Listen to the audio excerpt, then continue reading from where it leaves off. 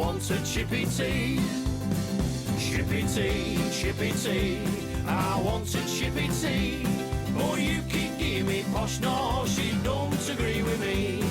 I don't want lobster thermidor with raspberry Kool-Aid. It's Friday night, I'm within me rights. I want a Chippy Tea. Right, we're ready. Let's go. This is it, yeah. So, welcome to episode 57 of the Chippy Tea podcast. What is the Chippy Tea podcast? It is your chance to catch up with me, Tony P from Palm Print, and Danny Day, Flipper Suite Print Co. Hey up. with a wink. The wink's made a return. Everything's good in the world now. Now the wink's back. I'm all right now. We're on it now. Yeah. Starting as we mean to go on. So what there is, we have a little bit of a chat, a little bit of a chinwag over video call once a week-ish to catch up on what we've been doing through the week. So what's been going right, what's been going wrong, what's been setting our world on fire. Not much. And, you know, have a really bit of a chinwag over this week's goings-on. So, Mr. Donald. Hey up. What have you been doing this week? Blind me with some magnificent facts of what you found out this week.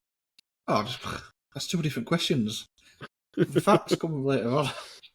I've been chuffed. I tell you what, I've spent most of the week doing, counting pissing garments into the leading shop. I've had stupid numbers of orders, which it sounds like I'm complaining. I'm not. It's just nice problem to have. Hell. It's a very nice problem to have. I saw you got a pallet delivered. I've got a pallet of Ace Colour stock. That was just delivery one of the day, and then a couple hours later I had another delivery.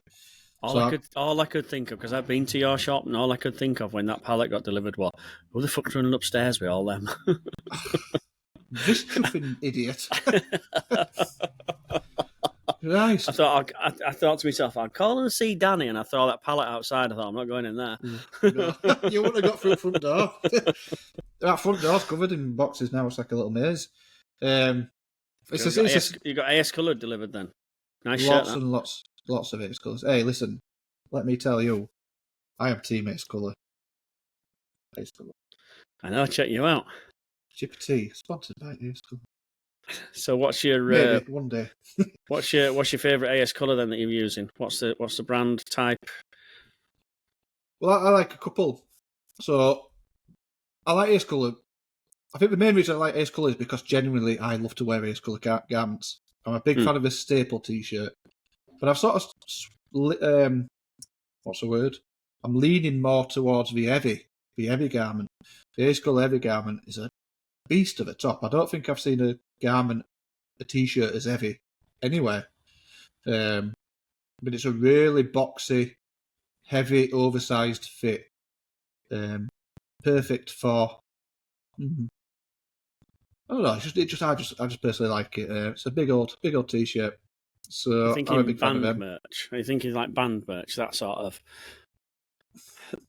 really heavy, or is it a little bit more retail-y? What's it like?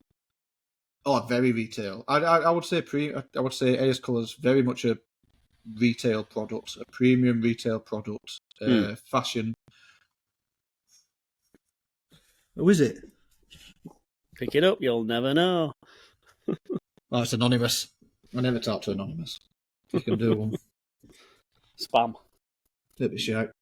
So I'm a big Ace Colour fan. But they also do a washed variation, so you can get the staple or the heavy or the classic. And they do a washed, which is got like a vintage, distressed sort of look to it. I love that one. That's my cup of tea. Is that's ideal for bands. For bands that are looking for something a little bit more premium.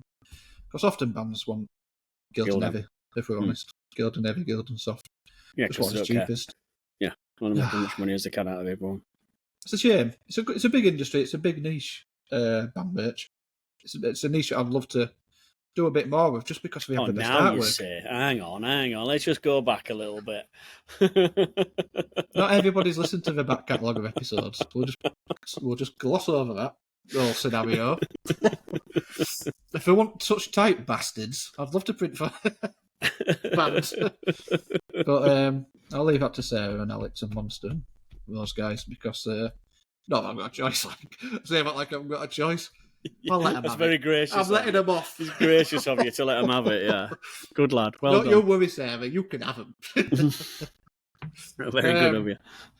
Dear. Yeah. So what was the question? So that's what I've been doing. Really, honestly, I've been sorting. I've been invoicing multiple times printing, a day. It's been getting it way fair chunk. I've done my printing, obviously, but I'm looking at this board now, which I think last episode I said it was starting to empty, wasn't it? I was a little bit like, bloody hell, got opposite problem in the space of a week. It's amazing how you go from one problem to other. We can't predict it, can we, though? That's the thing. If we could predict it, it'd be easy. You know, we could because it's all peaks and troughs. And if we could find something to sort of like fill the troughs and flatten the peaks, it'd be really easy. But you know what it's like. If you take a job, let's say you take a job for a little bit less than what you wanted to print it, because it's a big number and it fills an empty spot that you've got. You guarantee, smack in the middle of that, your order book will absolutely fill up. Well, and that's just the nature of the beast. It's just the way it goes. I did a rush order. Well, I did it this morning, actually. Paul last called, and it was like a memorial T-shirt, and the printer had let her down, and she was on the phone close to tears because she'd literally got a day. She called me. She called me. Not yesterday. It must have been the day before. So I got the T-shirts yesterday. Picked them this morning, and she picked them up a couple hours ago. She saw an area. I held them up, and she was fighting back tears. But anyway, power of a T-shirt, mate. That's good. That's the power of a T-shirt. Isn't it touching? I won't say what happened, but it was bloody horrible. Actually, I was that busy. I didn't even look. And then when she'd gone, because I saw that it sort of moved her a little bit, it sort of caught me off guard. I didn't expect it. I didn't really think twice about what I was doing. It was just some T-shirts to me. And because of that, I looked up what happened. And anyway, and then my mate, one of our mates, has just dropped a last minute order on me, which I shouldn't be taking, but I'm going to do it like a dickhead.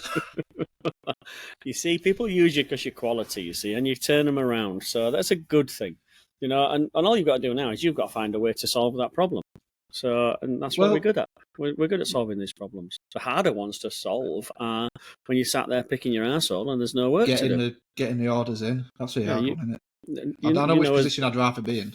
Well, yeah, I know as well as me, there's nobody going to outwork you. Do you know what I mean? If it's there to be done, you're not going to go home early and go to a pub. You're just going to stay and get it done no matter what. And if you have to drive an hour to get them delivered, you'll drive an hour to get them delivered because you've missed a post. Whatever it is, you'll get it done. Yeah, done it more than one occasion.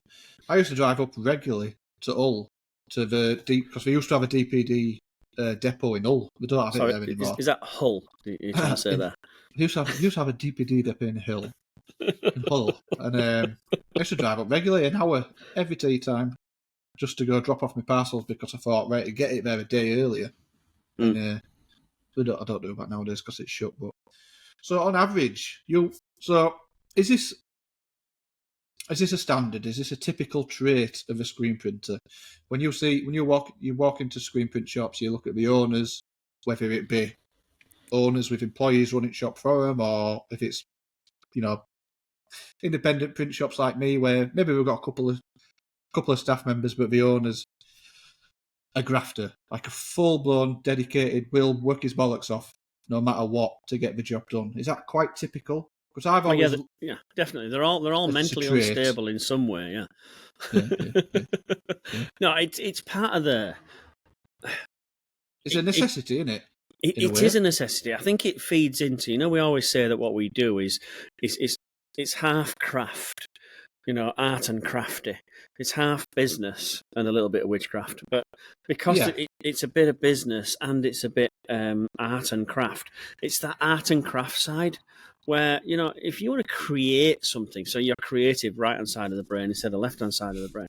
So if your creative side was easily beaten, you'd never create anything. You wouldn't draw anything, paint anything, mould anything, sculpt anything, because you just go, I can't be asked, and go sit down. So it's that. I think it's that part of a printer's personality, the crafty side. that's basically part of that never say die. We will always do it. We all know someone. I can think of about 4 or 5 on our listeners list. Well, there are only 4 or 5 on our listeners list. There's what, we all lot. Who have that very same trait, that personality of, I'm not going to get beaten, so I have to stay till 2 o'clock in the morning to do it. So what? I'll stay. So I have to put 2 different coloured inks in one screen just to get it done. I'll get it done. I have to send it around 4 times to get it done and change the screen out halfway through. I'll do it. I'll get it done. Whatever it takes, that's what I'll do. I'll get it done. I did that today. Today, maybe yesterday. I had a pink I needed to mix. Of course, I've run out of magenta. So I managed to run upstairs without like a real pastel pink, put a bit of red in it, mixed it completely by eye rather than my typical formula, and I just made it work. I had to do because my t-shirts had to go. I had to go drop them off. I had to drive the buggers off on my way. You got to make it work. Find a way, don't you? Yeah. Firefighters. Firefighters putting out a lot of problems. It's like spinning plates. I think we're very good at spinning plates and keeping things in air at the same time. And then it's only then when we look back and go, "Ooh, if you'd have asked me to do that, I'd have said no." Yeah, no, it's usually too late by that point, though, isn't it? Yeah, by the time I've realised I've done it, yeah. Chuffing hellfire. So where's it been? Are you sat nicely in your garden at home for the change? I don't know. Jack's got his feet up. Where have I been? You've been I don't know. You don't know. Lost Jack. Everything's flying. It really is flying. I've been home 2 weeks, I think. So last week I were in Leicester, a huge place in Leicester. I visited a guy in a barber shop. I don't think we've done the podcast since then, have we? No. Got a fair bit to catch up on there. Yeah, so... that was a cool little setup. I've done a lot of one-day visits. I quite like a one-day visit. And then when I've done it, I think, I want more time there. I should have done more time there. Yeah, quite often a one-day visit is it's an assessment normally for me. Just let's have a look at see what's going on. And sometimes I'll just stand in a print shop because it's like, I sometimes describe it's like my theatre. It's where I perform. I stand there and I can see everything that's happening without being told anything. Because I know what should be happening. I know I'm very good at reading people. Spotting a skiver is a skill that you've got to have when you've been a manager for a while. So they normally stand out. And so I went to a place in Leicester that were a big place with six big M&Rs, 3 digital squeegees, big oval, 18 colour machines, printing retail stuff for, high street brands. Yeah. And that was nice because that's where I started back in late 80s, printing high street stuff, retail for reasonable size numbers. Reasonable size is usually, above 500 to 1,000. It used to be 3,000. It's above 500 to 1,000 now. So that were good. I quite like that. And I loved seeing the big sort of organised place. It's been going for a long time. And then absolute complete reversal. Went down into old smoky town London. And can I have a little old man moment? Go on then. Just a little one. You always, you know me. I'm here for it. The listeners are like, oh, he's off again. Here he is. I'm here for it. Driving into London. What is it that London hates about cars? The fucking psychopaths in London when they're driving. Are you okay, London? Did somebody hurt you? Because it's just, number one, if your car's sort of like more than 3.5 hours old and got an engine bigger than a motorised pencil sharpener, then obviously they want to charge you 12.5 quid a day just for the privilege of being there, despite the tax that you pay. I have turned into an old man. Then when you get there, you can't drive more than 20 mile an hour anywhere. Which, I mean, it's hard anyway, but then there's, speed cameras at 20 mile an hour that you don't see. So guess what? That's probably me being flashed. Oh, fuck. And then, car park. Well, you're not allowed to park your car anywhere. I end up parking in what can only be described as Beirut's better suburb. Right. And it cost me 20 quid to park my car. Whoa, and I'm like, for an hour. And I had to walk a mile from, it were a full mile from shop. Chuff. And I'm like, for a city with so many cars in it, surely you'd be more accommodated. Right, I'm done now. That's me old man moment. I'm done. So I went to London. It was lovely. I've drove into London twice, and the 2 times I drove in, the thing that stuck out to me was people are psychopaths on the road. They don't.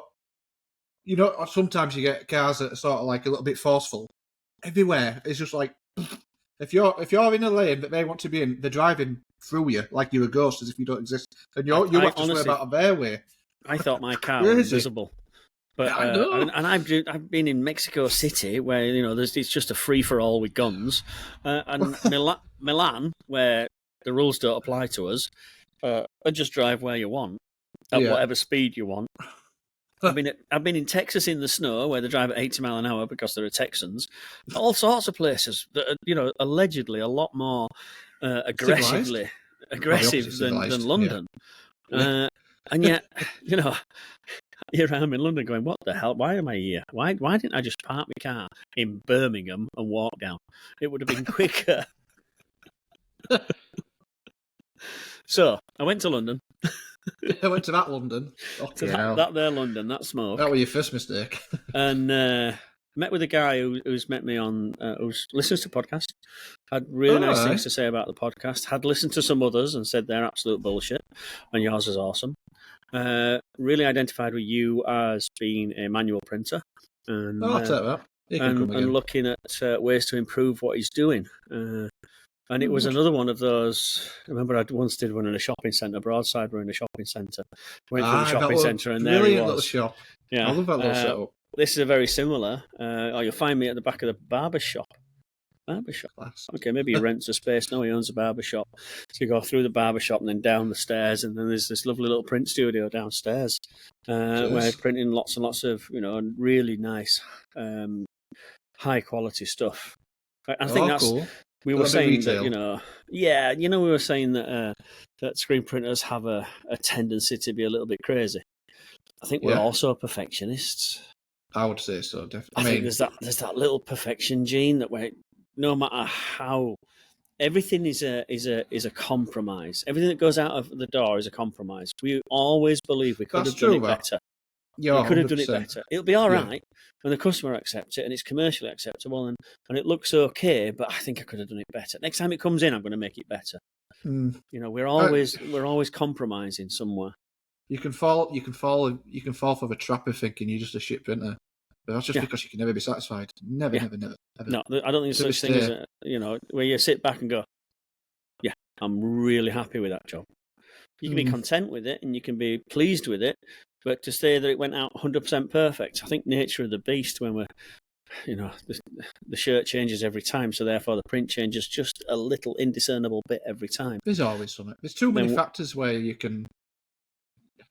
I think the day you get every factor 100% spot on and you're happy, you become a consultant. You become a consultant, yeah. Yeah, that's exactly what we're going to say. Cracked it.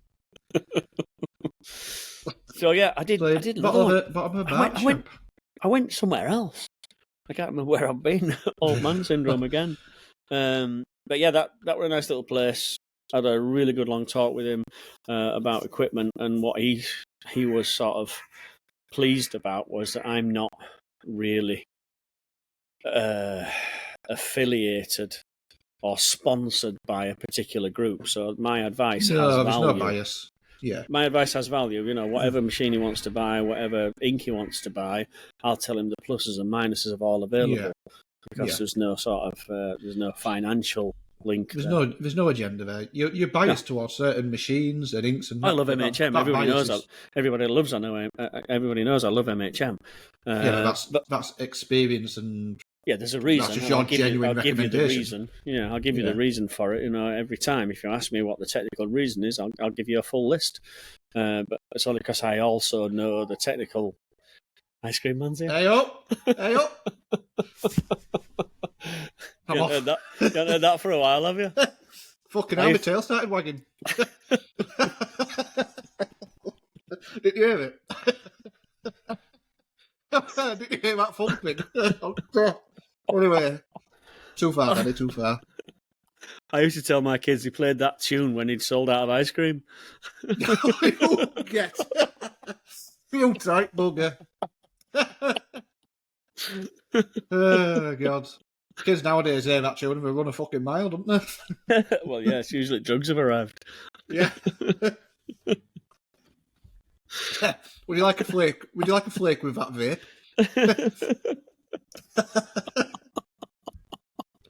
Well, this has got off track, hasn't it? Just a tad, yeah. So, yeah, all in all, a good week. Two different, absolute, massively different shops. One small little manual printer with an 8-colour manual press. For most Now, of that's 6. unusual. Yeah, most You of don't 6. have to see that. No, He I wants think a this 6. was an 8. So, yeah. He's got an 8 and he wants a 6, did you say? No, you normally see a 6, don't you? I know one print shop who's got... Well, actually, no. I know one in Australia and I know one in somewhere down south. Somewhere down south. Is if you're getting to the point where you need an 8, are you getting to the point where you might as well just get an auto? Well, Is I that think why you only see 6s? that was often? That was the sort of, that was the point of the visit. What's available for me, what's next? Where can I go with this? But down in that basement, it's impossible to get an auto down there. A bit like yourself. You want an auto, but you're restricted on your physical space that you've got. Yeah, of course it's problems. He asked me an interesting question, actually. I can't believe I'm outside. I mean, I thought to go get me a flake. I thought this were a good idea. I really did. It's added a novel twist to the episode, hasn't it? Master's Pat right outside the house as well. Oh, what a tease. We'll get a screwball. A screwball? I'm going to get a fab or a knobbly bobbly. Oh, aye. So, yeah. It has to be an interesting question, which was, okay, if I want to set up an auto, forget the money. Money's just a big pit that we can dip into. What space do I need? Really good question. I have a number in my head that You're on a fucking spreadsheet, no doubt. I have a number in my head, and to me, it's always been there, and it's 3,000 square feet. Oh, wow! Really? I know, yeah, and that's what he said. Really, I'm like, well, yeah, because in my head, I've got a 6-meter dryer. Yeah. So my 6-meter dryer, my 5-meter diameter press. I keep going into meters and feet because I don't know what 3,000 square feet is in meters. No, I'll stick with meters. Meters and inches I'm good with. I'm a bit backwards. Because we typically don't do that, do we? It's fucking getting louder. Is he pulled into your drive? I think he's in the house. Alice has got him on Uber Eats. Hey, that's a thing. There's one in all you can call up and he will literally turn up to your door. No way. A bit of a trick, that. Yeah, so I had to rethink because looking at all the academy thing that I was looking at, I think 3,000 square feet is perfect for lots of space to move around, lots of space to get, 2 pallets of AS colour turn up in hoodie season, and it's only 24 shirts because there's one hoodie in each box. It's not far off accurate, actually. You need some space, you need some room to store and move around. And what everybody forgets when they think about printing is the pre-press. The ink kitchen. If your ink kitchen's 3 shelves on back wall that you have to stand on a buffet to get, it's not the best use of space. Or some racking that you got from your mate that were clearing his garage out, which is what we normally find. But really, we need to build a kitchen, like worktops. The whole thing. When John was building his little showroom down in Nottingham, we planned all that out to have a full laboratory-style ink kitchen and a full safe-like room to put the screens in, because it's not just where you make screens. You've got to store these screens in a safe environment as well. Yeah. You know, and you want 150. I think it's 150 screens of press that we need in my head. Yeah, that sounds reasonable. But you've got to store them. You know, they've got to be stored. You know, in either dirty, clean, or coated, ready to use. So you know, for me, the 3,000 square foot in my head was luxuriously enough for me. Big 6 metre dryer, 5 metre round press, all the bits that go with it, enough room to move in and out, an office at the front, and 3 sort of spaces for pre-press, cleaning, storing, and mixing. I think that's a you could call that a best case scenario, optimal starter auto shop. So then it was like, well, got best case scenario. He's like, look, this is London. I'm not going to find 3,000 square foot for less than 2.5 million and my firstborn's kidney. So what can I do? Well, I suppose minimum space, maybe 1,500 to 1,800 square feet. But I'd like 2,000.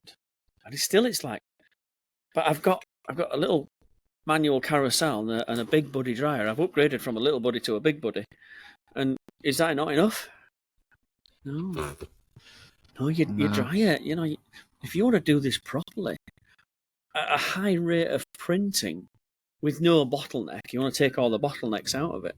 You're going to need about 3,000 square foot. 2,000 square foot, and your bottleneck's going to be movement of goods. But you'll still be able to make your screens. You'll still be able to dry your stuff at upwards of 600, 700, 800 an hour down a dryer. Yeah. Now, the compromise is, all right, I'll have a smaller space, smaller dryer, and I'll limit myself to 300 an hour. And then you're like, well, I ain't got enough room. There's only me, so it'll only ever be 200 an hour. And all of a sudden you're like, why are you spending all the money if you're limiting everything? Yeah. Well, I'm in the exact same situation. I'm choosing to get an auto and put it in a really, really tight space. I've only got a little panther, which is going to be a huge bottleneck. I'm never going to get. Will I get 50% of the capacity that press can put out? Probably not even that. It's a damn sight faster than what I can put out by hand, regardless. So the press has a capacity of 1,000 an hour. I don't care which colour you buy. And I know which one you're thinking of, but it's still got a capacity of 1,000 an hour. So you say 50%. You say 50% is 500. Well, you're then the bottleneck because you on your own is going to struggle. I can just about do 400 an hour on my own, but I'm struggling to see what the quality's like. So we dropped that down to, I would expect 2 to 250 an hour, and you're working your tits off. 2 to 2. I mean, I'll take it. That's a damn sight better. That's what I'm taking it. This is why we've got you on, because my mentality is there's no way I can drop to that. I can't drop to that and keep and make money. But you can step up to that from your manual, from your little cruiser. That's it. Fuck off. That's exactly the word out here. That's exactly. It's not a cruiser anyway. You keep having digs at me about my cruiser. I've not even got a cruiser. And I keep getting wound up by it as well. What's wrong with me?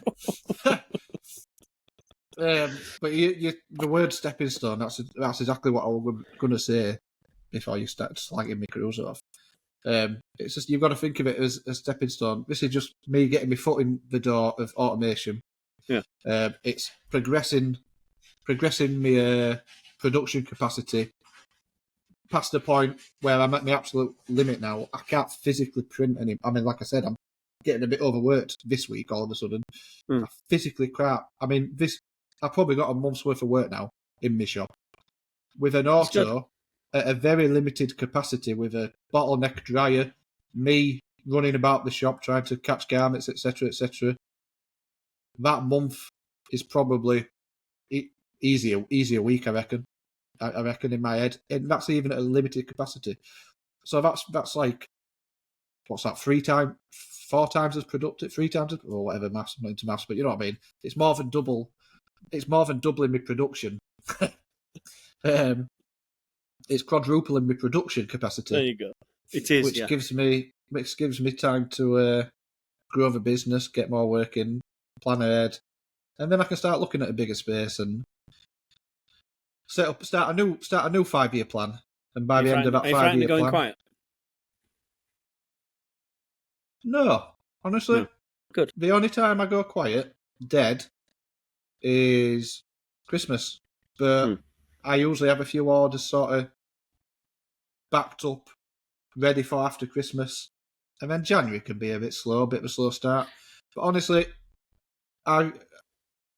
once I've got production quadrupled, I've got several things that I can put into place where I know will bring me in even more work. And I'll have the brain capacity, the space The to do brain it. capacity, I like that. The brain capacity. Yeah, because at the minute, people maxed out they think all the time. You're physically full. You're physically full. You think, what about mentally? I'm mentally full as well. Mental's the harder I one. can't juggle all these orders coming in, shortages, postage dates, delivery dates, ordering stock for ink, making sure I've made the fucking screens for tomorrow. All these things mentally, they do drain us. Yeah. Very, very, very, very draining. I mean, you at the end of that, you're saying, right, well, I need to look on my website and pull more orders and stuff like that. It's just not there. There's not left to do that. This is why I end up with little tidbits of jobs that I've done here and there, and it's all unfinished. It's never a case of. I mean, I've got 2 websites, sort of a tiny bit built, 2 ideas and concepts which are brilliant. They're going to make me money. It's going to be 2 new streams of revenue. And can our bugger get time to do it? Because you're too busy pulling the squeegee. Yeah. So this is why I'm saying the day, when I get this auto. Actually, me and my bird worked out that. Did I mention I've got a bird? Me and my bird worked out. Don't mention it much, do I? Worked out that. I told you I was surprised, but yeah, I know you've got. What a twat.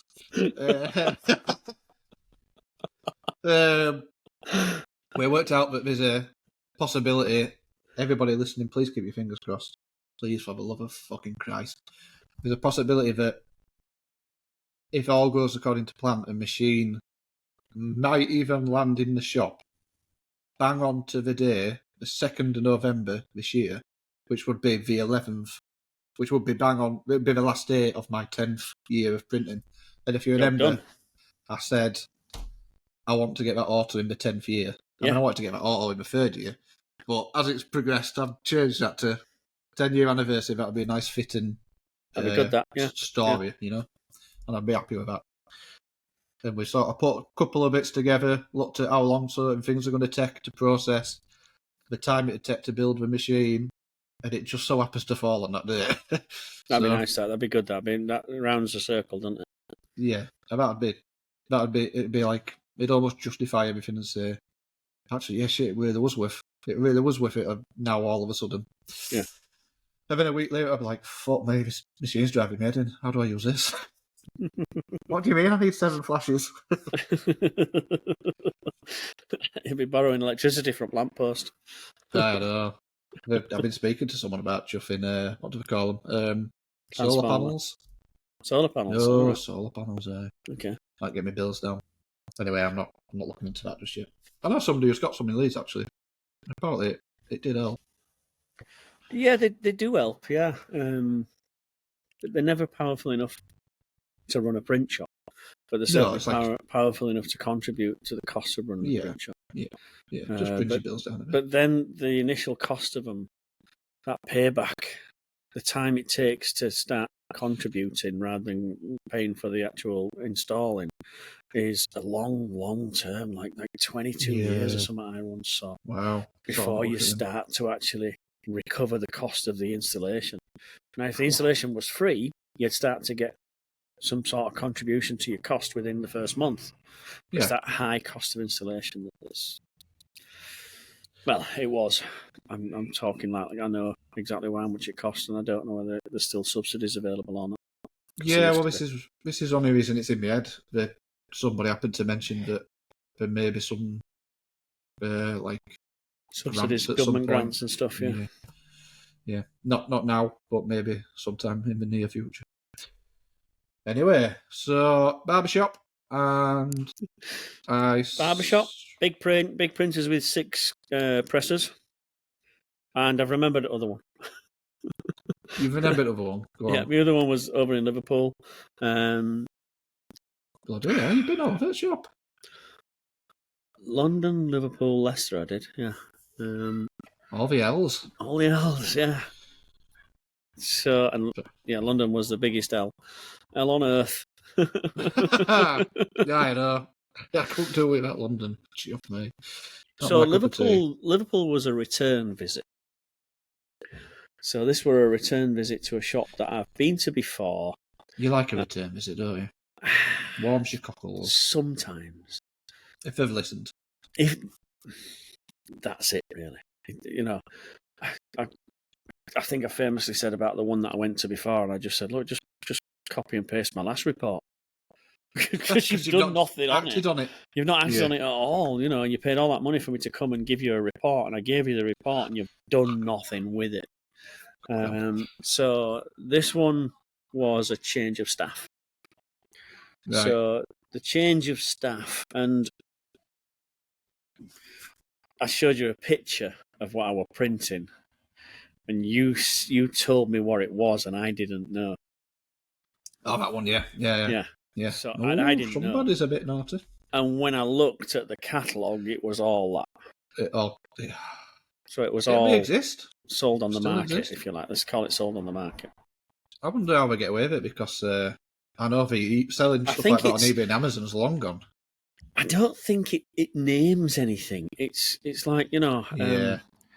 little clever ways around it. It's like the movie Grease. Yeah, if you put the movie Grease, then somebody somewhere would say, no, I'm sorry, you can't have that. That's copyrighted by Metro-Goldwyn-Mayer and you can't have it. But if you print a shirt that said Rydell High, that's the school inside Greece, then, you know, it's a grey area. Yeah. It's like, what was one I saw? Amityville Police Department. Yeah, Amity. No, Amity. The city of Amity Police Department. Beach Patrol, which is the town in Jaws. Oh, right. Yeah, of course it is, yeah. So is it protected? I tell you what, that'd make an interesting episode. We could get some sort of solicitor who is into this type of thing. Yeah. To find out for real. Because I know a couple of print shops who do stuff like that now. Their client base is largely people who print that type of stuff. And I see you on my Instagram all the time, and I think, how are you bastards getting away with that? I think it's a grey area because it's not. It's a reference to something in the program film series, and I think, but it's not the copyrighted piece. So because you can copyright a word, and you probably, if you were a copyright lawyer, you would copyright the title, and subsequent subtitles. But is it possible to copyright a made up event or a pretend town? I suppose it depends how much. Or is it that little bit of text? Is it, you know, that little bit of text at the end of the movie? Does it say that all characters and places portrayed are copyright of? No. I know. I guess it depends how much you want to stop it, don't you? There'll be certain. I guess you probably just push your luck. I guess if that's your industry, if that's what you've chosen to do and sell, you push your luck until you get slapped on the wrist, and then you take them off shelf. But by the time you've took them off shelf and churned out a few, it don't matter. And you've also got another 100 knockoff designs that go anyway. So what's one? You know, it's a numbers game, isn't it? Yeah. So this was a difficult one for me because staff changeover. Now, when I'd been there before, I went there to teach them how to use the new machine that they bought. So that was my remit. My instructions were to go show them how to get the best from this investment that they've just made of a new press. You know, 40 odd grand on a new press. I need to know how to make it work. And I distinctly remember when I got there last time, they hadn't bought any aluminium frames. They were using the wooden frames that were using. All right, these. They were using the wooden frames that they were using to print on the manual, and the manual was just a 2-header against a wall. And because all of their stuff was 1 and 2 colour stuff, there's just no need. And at some point, the owners have gone, look, we can't continue like this forever. We want to do more. We want to do more. What's the best way? They look on the internet and they go, oh, who's this John Potter guy? What's he want? Oh, wants to sell me a machine. Okay, so next thing I know, I've got this brand spanking new machine, and where did John go? How do I use it? What does this button do? How do I press this? And I come along and go, right, okay, let's have a look. Let's get a screen, and I'm getting presented with this picture frame that you've nicked off your mum's wall, and you've stapled a net curtain over it. God. What's this? Can you imagine an MHM, the Porsche of autos, cost an absolute fortune, sold your granny's kidney for one? You go put wooden frames in the fucker. It's like putting Go Faster stripes on it, isn't it? Yeah. So a year ago, I told them this. Like, look, obviously nobody told you that your existing screens won't fit in this, but your wooden screens won't fit in this new machine. Oh well, the guy that installed it says he could make it fit. So no, they're not long enough. There's a minimum length you can use. So I get a screen, I put it in, and it fucking fit. Oh, fuck.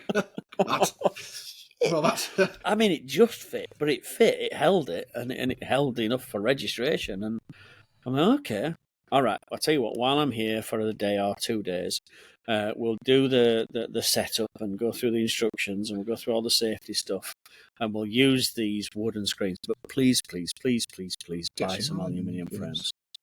Yeah, we will. That was a year ago. We will. So fast forward a year ago, and the staff has changed. Now, I'll be as nice as I can be.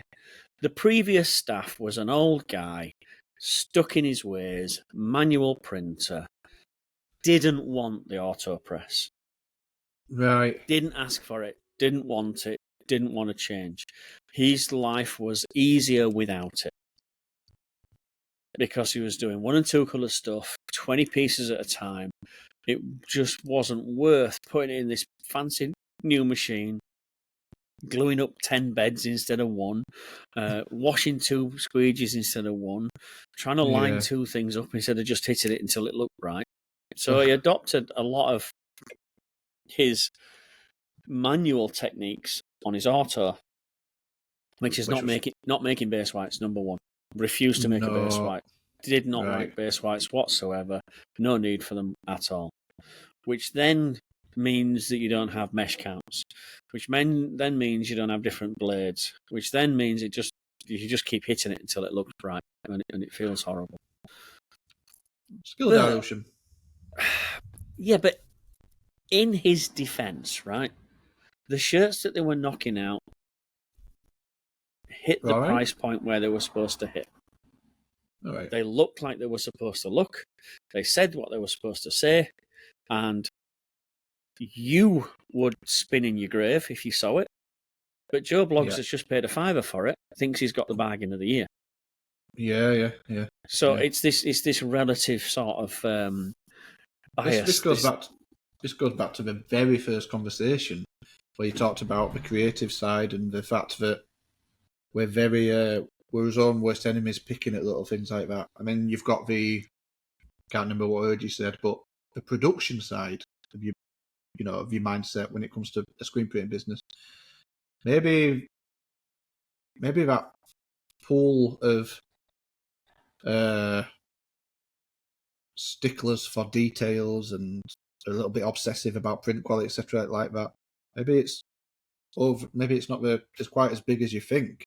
Maybe that's saved for this lower bottom at totem pole printers like myself who are in small shops and some of the smaller auto shops who are putting out nowhere near as much as these guys who are pumping out production and who don't really give a shit, to be honest. We're just trying to get boxes and boxes and boxes and pallets worth of stock out at door fast and as cheap as they can. Is that a fair assessment?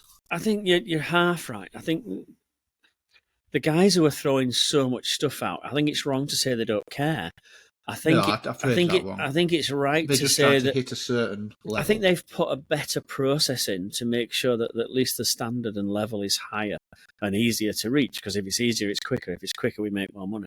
So I think those guys have put more investment into the process, whereas the guy who just makes it work hasn't got a panto mixing system, hasn't got a Newton meter or a thermometer, a temperature probe, because he knows when it's right. He knows when it's cured. He knows when it's good. He knows when to turn the dryer up, when to turn the dryer down.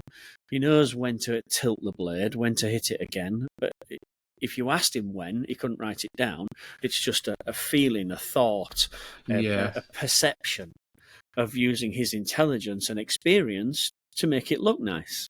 But if you ask him to repeat that process, okay, right, I've got a new guy starting. Can you tell him when you would use a double stroke and when you wouldn't? He'd be like, no, I just play it by ear and feel. Play it by feel. What? I can relate to that in a little way. But if this company's now got all new staff or quite a large amount of new staff, there's 100% new staff. There's only one guy in the department. Oh well, that's. And the old guy's still there. Were the old guys teaching new tricks? Right. No, he's gone. So now's the time to start fresh. Start getting your fundamentals in place, getting the basics right, and then that'll pass on to whoever takes his place or whatever. This was my dilemma. This is my difficult bit. Okay, so I'm not the kind of consultant that goes in, right, okay, you're not doing it by the book, so you need to go out and spend this much, you need to go out and spend this much, and then I'll come back when you've bought all the right stuff and we'll do it as if we were in a laboratory. And very much real world. He's like, okay, we haven't got a CTS. Okay, let's just find me a clean table, get me a ruler and a Sharpie, and let's make some centre lines, and then we'll get some drops, and then get me a piece of wood, I'll screw it to this table, and we'll just make it work for now, and next step up and next step up. And I'm sort of like looking at this and going, I can't make this work. I can't. I'm going to have to draw a line and go, right, okay, old Bob is dead. Long live new Bob. Because old Bob's way worked only for old Bob. And names have been changed to protect the innocent. but I'm of the point like, right, okay, so I said, look, I'm not being funny, but we really, really, really now need to use this opportunity to buy some aluminium frames. Oh, we've got some. They're upstairs. Just never used them. What? Yeah, they're upstairs. Old Bob didn't like using them, so they're all upstairs. I know what's coming here. I know which these are. These are ones who've got really bad tension, isn't it? Oh, that's another one. Oh, is that another one? Flip it now. We're going to give him an excuse then. Oh, we tried the aluminium frames, they're shit, but really, they just had bad tension and they didn't know. That's this week. No, we're still on last week. God. No, so I said, look, okay, we really do need to start getting aluminium frames. We can get 2 designs on one screen.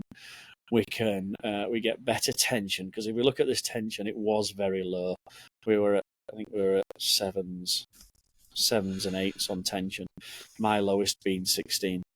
Chuffing kidding, aren't you? 7s and 8s. Yeah, it bounce. We put the ink on, it bounces up and down like that. Yeah, and it's hard to push ink through it. Too hard, splash back at you. Yeah, it's hard to push ink through it because the ink wants to stay in the mesh. It doesn't want to get released. Yeah, I bet. Yeah, no shear. And then registration. The top of the design fits, but the bottom doesn't. So you've got 2 crosses that fit perfectly at the top of the design, and by the time you get to the bottom of the design, the screen's stretched so much that it doesn't fit. You get your films back out, and you might line them up, and they will line up perfectly. You're like, what's going on here? Makes sense. Did something shrink? Did something stretch? And it looks like it shrunk, but in effect, in reality, it's your top screen has stretched because you've got to use so much off contact to make it release from the mesh that now it's stretching half an inch before it even prints. I've just gone dark, haven't I? Yeah, something went off on your screen, on your monitor. It hadn't. There we go. Nice and bright again. Okay. So, that was...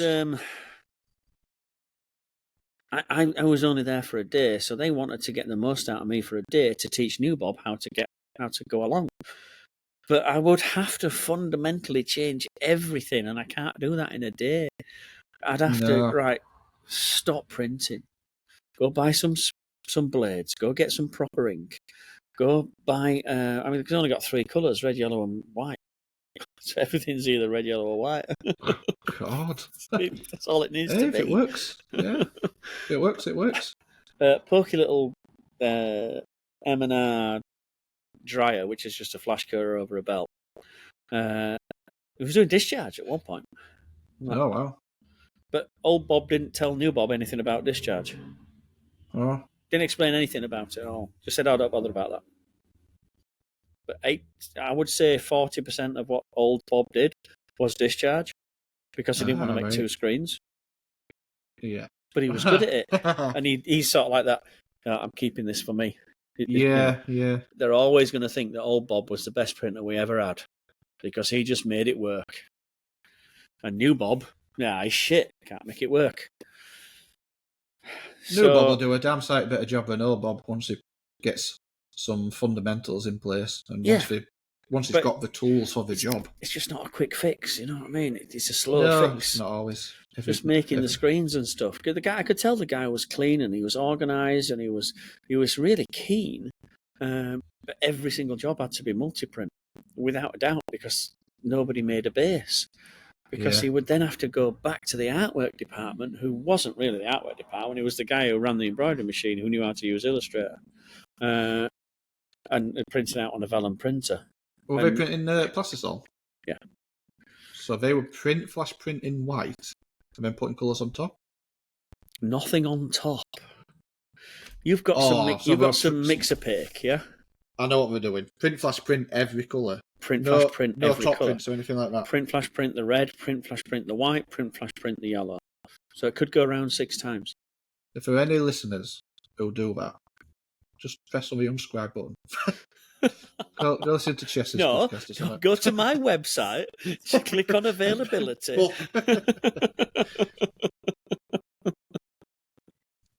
Yeah, I don't know.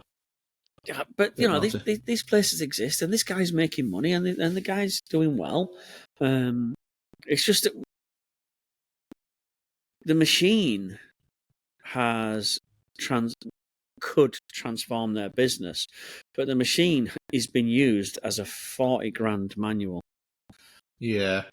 Because it's one person, the runs are below 30, and the overall value of the product is relatively low going onto markets and stuff. So they have to put a lot out the door. Yeah. So there wasn't big numbers, but there were lots of variation. I went upstairs in the screen room. They must have had, I would say, 600 screens. Wow, so all wooden. But catalogued. I guess that's why it's not a quick fix. Yeah, but catalogued, and there's several little books lying around with number 62 is.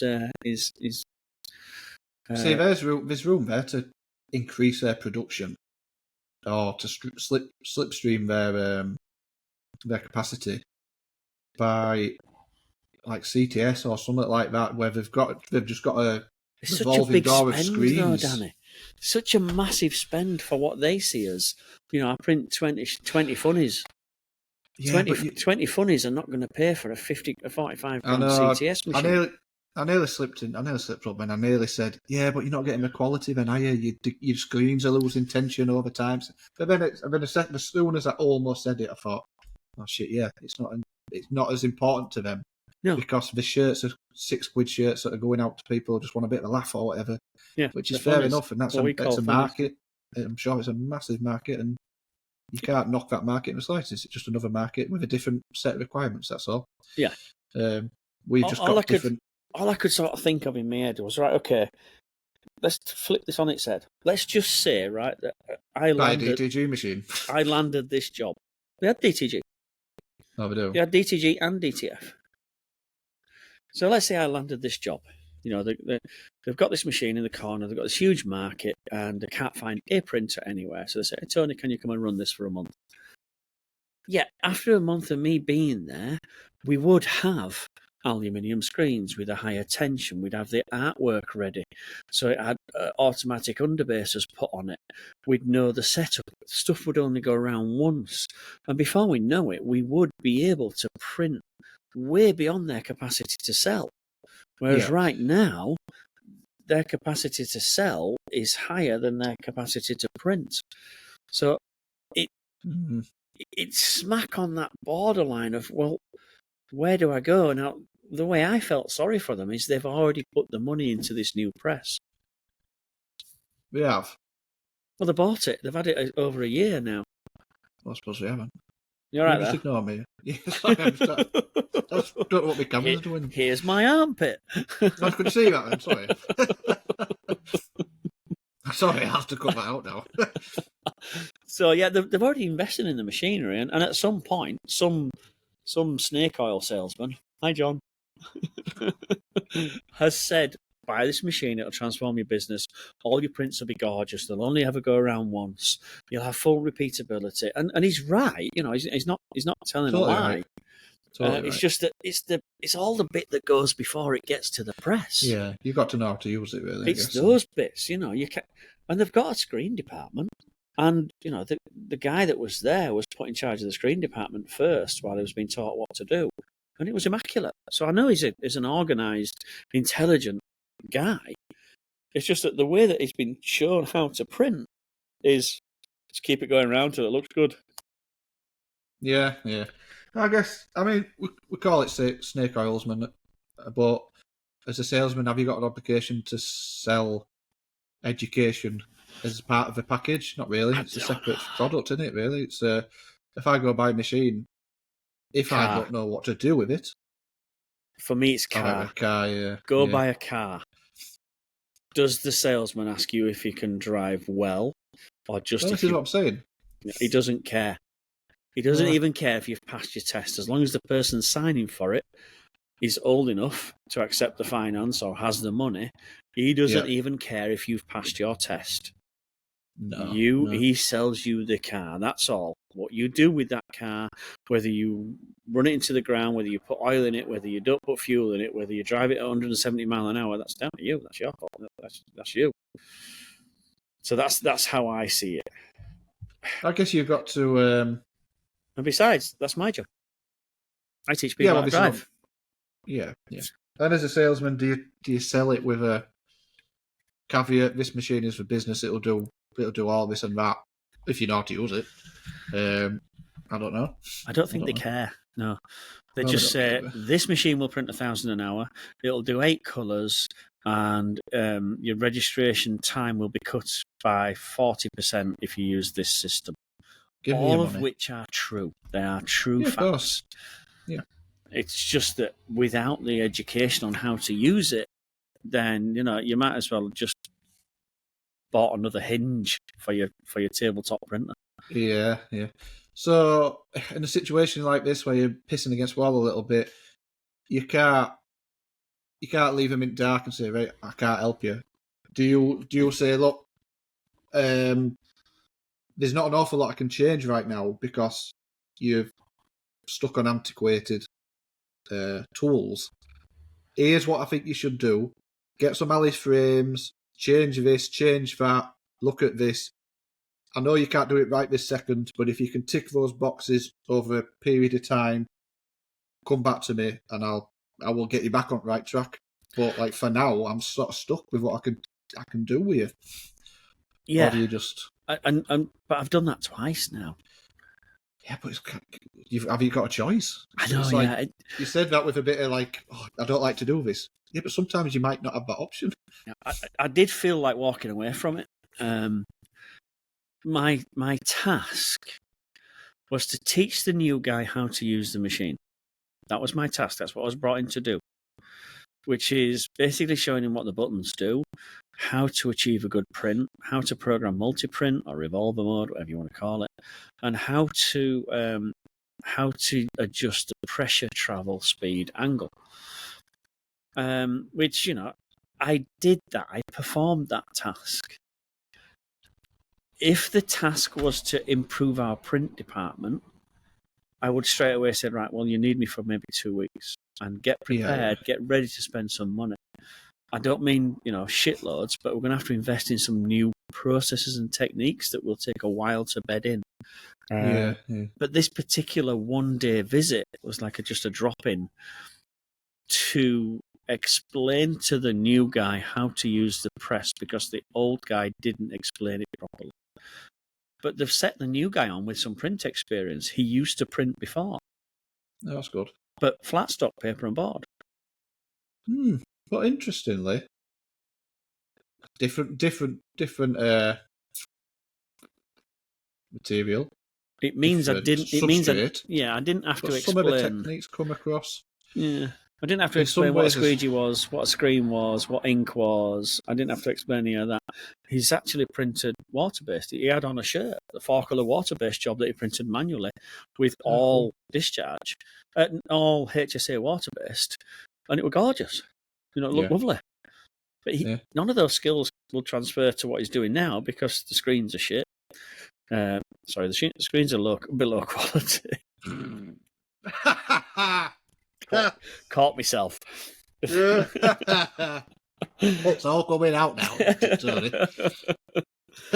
And the ink selections, historically, nobody knows what a base white is in this place. So to introduce a base white would slow things down, make things more difficult, and introduce more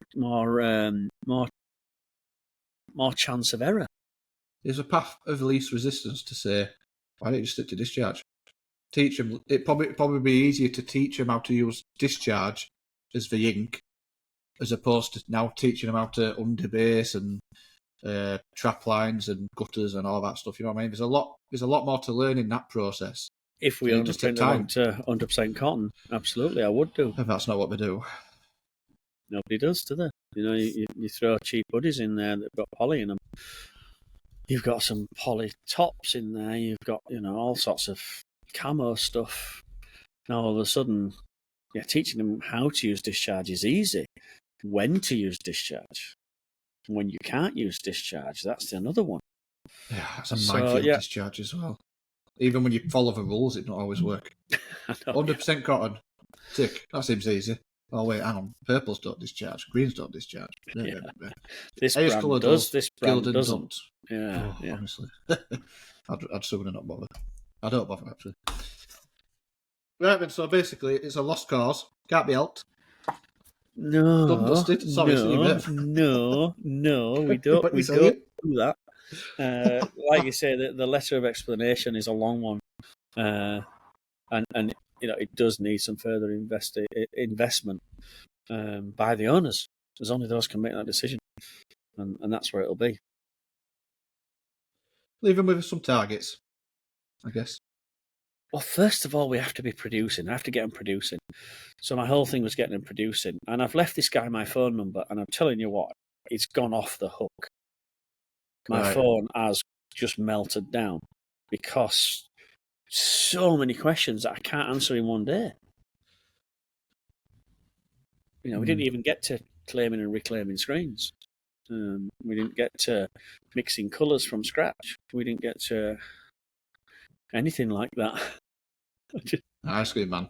Did you want this knobbly bobbly or what? Well, I was telling me she's a walking dog, but it was charades.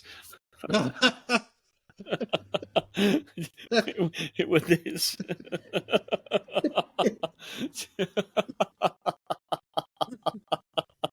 She's miming picking shit up now. I mean, I've no idea where this is going. Oh dear. A day in the life in the Palm Print household. Oh, it's not great. Every day's a game of charades. Hey, gosh. Right. Now, you know what time it is, Tony, lad. It's time for you to have a wee, isn't it?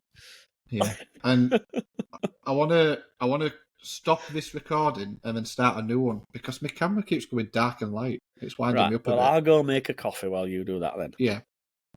Right, so... Your final destination, that's where we're up to. So you've told me 2 places, and then I think there were one more. We've got really baggy screens. Okay, yeah, so baggy screen place. So this again is a repeat visit. This is a repeat visit. They bought, I think it's a similar story to the one I've just told, but they bought a rock, big, beastly 12 pallet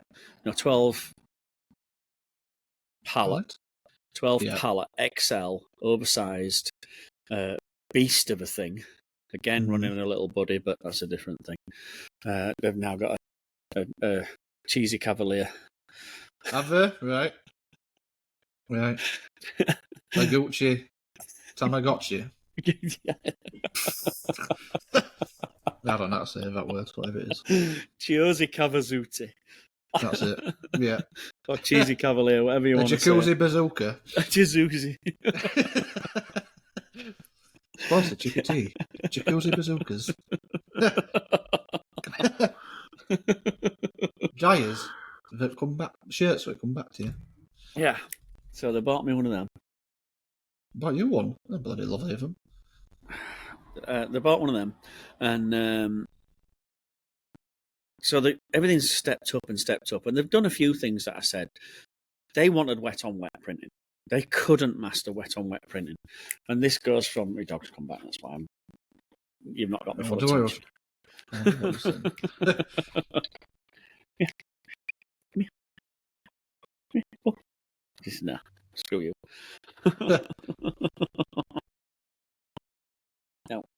So, they wanted to learn wet on wet because they took on board everything I taught them last time, but they still struggle with wet on wet printing. And that's a little bit of lack of confidence. But they still had all the notes written down on the whiteboard from when I went last time. And they were still referring to them, so that's good. It's just a little bit of lack of confidence. And they've upgraded to a freestyler. They've got a freestyler in there as well. You know, the little CTS, entry-level CTS system. Yeah. And they've got a little cheesy Cavalier. Absolutely love. And it was working, it was working really well. So they were doing good out of it. But the thing that evaded them most of all was the wet on wet printing.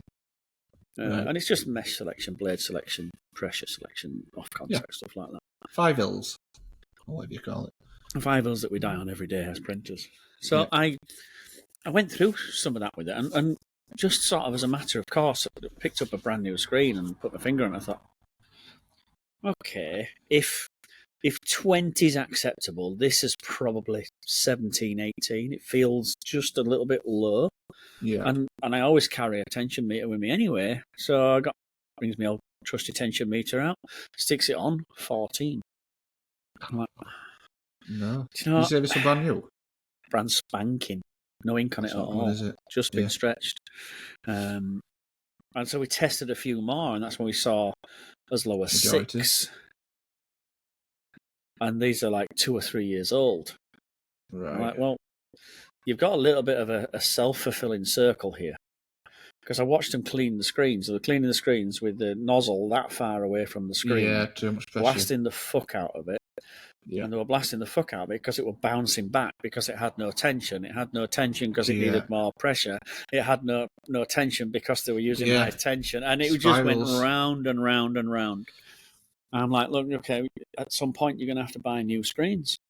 I won't buy new screens. Oh, no, I won't buy new screens. I've got all these screens here. No, it's too expensive. Is there anywhere I can send them to get them restretched? Yeah, you don't have to buy the new aluminium every time. Yeah. There's a guy, Chris Hale, our mate at Screen Machine. He has a van, and if you put you on his milk round, he'll come and pick up your old screens, and a week later, when he's on his next milk round, he'll come and drop them off for you. Or worst case scenario, you can post them off to him. Post them out. I send them out. Just put them on a pallet, tape them together, whatever it is you do. Now, you'll listen here, listeners. If your screens are as slack as a bag of knackers, get in touch with our mate Chris at Screen Machine. He will strip those buggers, slap some new mesh on, and let me tell you, you will never feel a screen as tight as that in your life. Sponsored by Chippy Tea. There you go. Smooth. Check. Absolutely. If anybody listening here wants some screens, Chris Hale Screen Machine. He ain't got a website. No, I'm going to build it, but I'm fucking sick of it. DM one of us for his telephone number. Best screens we've seen so far. And why? What's the difference between a bad screen and a good screen? Well, if you want them stretched at 25 or 27 newtons, they come back at 25 or 27 newtons. Whereas the new ones I tested, all right, you could blame the customer for not understanding enough and telling the screen stretcher what tension he wants. Therefore, the screen stretcher has just stretched them to any old mesh. I don't know. It could be that they're a stock brought in from China, and you get what you get. Yeah. So, if you buy from a place that doesn't stretch their own screens, then they're not in control of it. No. And I know where these came from. If it's where I think it is. If I just say Glen heater. Yeah, that's what I thought. You can sort of tell by colour and screen. I don't think that's we're about as cryptic as we'll ever get. But yeah, someone will get it. Yeah, somebody will definitely. But it's a little bit like the majority who purchase from said supplier probably won't know any better. They won't know to check. They won't have tension meters, so you can sort of just get away with it, But when you get to a certain my level, argument is the operator thinks he's shit. I know, but this is a knock-on effect. We can't do wet on wet. We can't do glitter. We can't get a bright white. We can't do it in one hit. Well, you can, and it's not just the tension's fault, but low tension is one of the variables that's not working. Yeah. Then there's the coating technique, which you can't get right because of the low tension. Then there's the off-contact printing parameters, which you can't get right because of the coating technique, which you can't get right because of the low tension. It does go, back and forth, back and back. Like he'll have to do is he'll have to set his off-contact to about 3 inch because they're so slack. The mesh fucking touch at the bottom. But lift it right up. No registration. No. And I said, look, I know you probably think I'm making this up, and I'm not getting paid by these people that stretch the screens or anything, honest. But let's just go to website now. Let's go to Google, type in T-shirt printing low tension screens. Boom, this thing pops up with a picture of 4 crosses. The 2 at the top are on reg, the 2 at the bottom are off reg. And he went, that's exactly what's happening to me. Yeah. That's not even written by me. That's just some randomer on the website that's been printing for 3.5 seconds. I think they're a guru. No, sorry. This is a full technical edition on the website explaining what happens with low screens. You'll lose registration, you lose edge definition, and you lose that ability to clear with one perfect swipe. Yeah. And what you think is you being crap is actually the bad screens, but you wouldn't know because you don't even have a tension meter. No. And it wasn't a factor that you thought you had to measure. And I posted on Instagram, it was basically measure, monitor, react, monitor, record, react. Right. So monitor it, measure it, record it, write it down, and react if it's not right, if it's outside the parameters. If it's above 16, crack on. If it's below 16, stick a knife through it. Yeah, and we had this discussion in our little Discord group, and it was a lot of people said 18, not 16. Yeah, well, it's an higher standard. Yeah, a higher standard. But I think it's 18 you're gonna achieve an 18 reading very quickly. Not going to get many uses out of a screen. Yeah. I do keep coming back to this, the full price of a frame and mesh, both of them put together, it's probably around about 36 to 38 quid, depending on where you go and what sort of quality you get. Yeah. Then to get that remeshed is around about, I'm going to guess, at 20 quid. Yeah, probably about Again, right. depending on mesh that you use. Higher meshes are more expensive than lower meshes. So if we've got an investment of 38 quid and we use that same screen, let's say we reclaim it every 2 days, and to make life easier, we're going to work Saturdays, so we're going to work 6 days. So we get 3 uses out of that screen per week. Yeah. In a month, we've got 12 different images out of that one screen. And if we're doing our pricing correctly, we've charged the customer, let's say 15 to 20 quid to make that screen. Yeah. So we've more than paid for that one screen. Yeah. It costs a fiver to put the emulsion on and reclaim it and everything. But at the end of the day, the actual physical cost of the stock of the screen has been paid for in about 2.5 weeks. So stop holding on to screens that you've had since you were a boy. Yeah, or it's girl. the root cause of a lot of registration problems, I can imagine. Same way came, unless you've got a pretty tight set of 90s, and screens of a similar tension as well also helps. Yeah, try and get the same tension throughout the same job. But, that's not always Within a practical ballpark. in the real world. No, you've got to have a limit. Within a ballpark figure. I'll tell you what I've noticed, I don't know if this is just rubbish, but when I have the I'll tell you. inner... I know, I'm sure you will. When I have the inner liquid tape, as I call it, Yeah. I feel like it holds tension longer. I don't know why. I might be wrong. I just feel like it does. Okay. Or maybe that's just for Chris factor. But I guess the first time I've had the liquid tape is when Chris has done my screens. And I'm thinking back to the old screens I used to have meshed, which used to be used to slacken off pretty quickly, whereas Chris's are holding up. So I don't know. Maybe. I think losing tension, and I'm going to hold my hand up here and say I'm guessing a little bit. And I know you usually say, well, nobody ever knows if you're bullshitting or not because nobody questions you. Well, you can question me on this one because I don't know. I think losing tension, there's two factors. Releasing from the glue and the Heat. polyester relaxing. So what we used to do when we were stretching screens back in the day, when they were wooden screens when I started, Yeah. but when we used to stretch our own, was pull it up to a tension and then not glue it, wait. We'd wait 10 to 15 minutes for it to relax and then give it another squeeze up to tension and then glue it.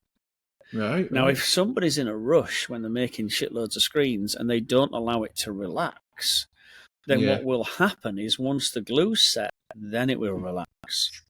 Right, and you'll lose that tension. And I think we should get Chris on here for a 10-minute sort of like talk. I know, about that'd be screens, nice, wouldn't it? And start say, look, thinking like this. Is Tony talking bullshit or not? Does it? Do we let it relax? Has the mesh changed in the last 40 years since I last stretched the screen, in that we don't have to relax it anymore? I'm sure it's part of the process. Yeah, and I'm sure if it is, Chris will tell us because I don't think there's anybody that does the screens better that we've found so far. No. There's a guy in the Midlands that's okay. Dave Marshall's good. He's from Peking. He's been stretching screens for as long as I've been printing, and that's what I usually find. The people that have been doing it for a long time. Yeah. The old school. The old Careful. white. Careful. I'm not going down that route. I'm not doing it. Don't let him get you down, Tony. What do you think is the number one factor for losing tension in the screen? For me, I'd say, like, I'm just taking a wild guess, but I'd say overheating during the post-exposure, the exposure process, etc. When you're drying your screens, exposing them to heat. Where were I? Oh, I were in Romania.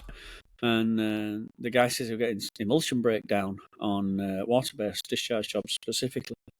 And I said, yeah, okay. So, but we found a cure. I said, what do you do? Do you hit it again? He went, yeah. I said, with the light, you hit it again with the light. No, he pushed it through the dryer. Oh, for fuck's sake.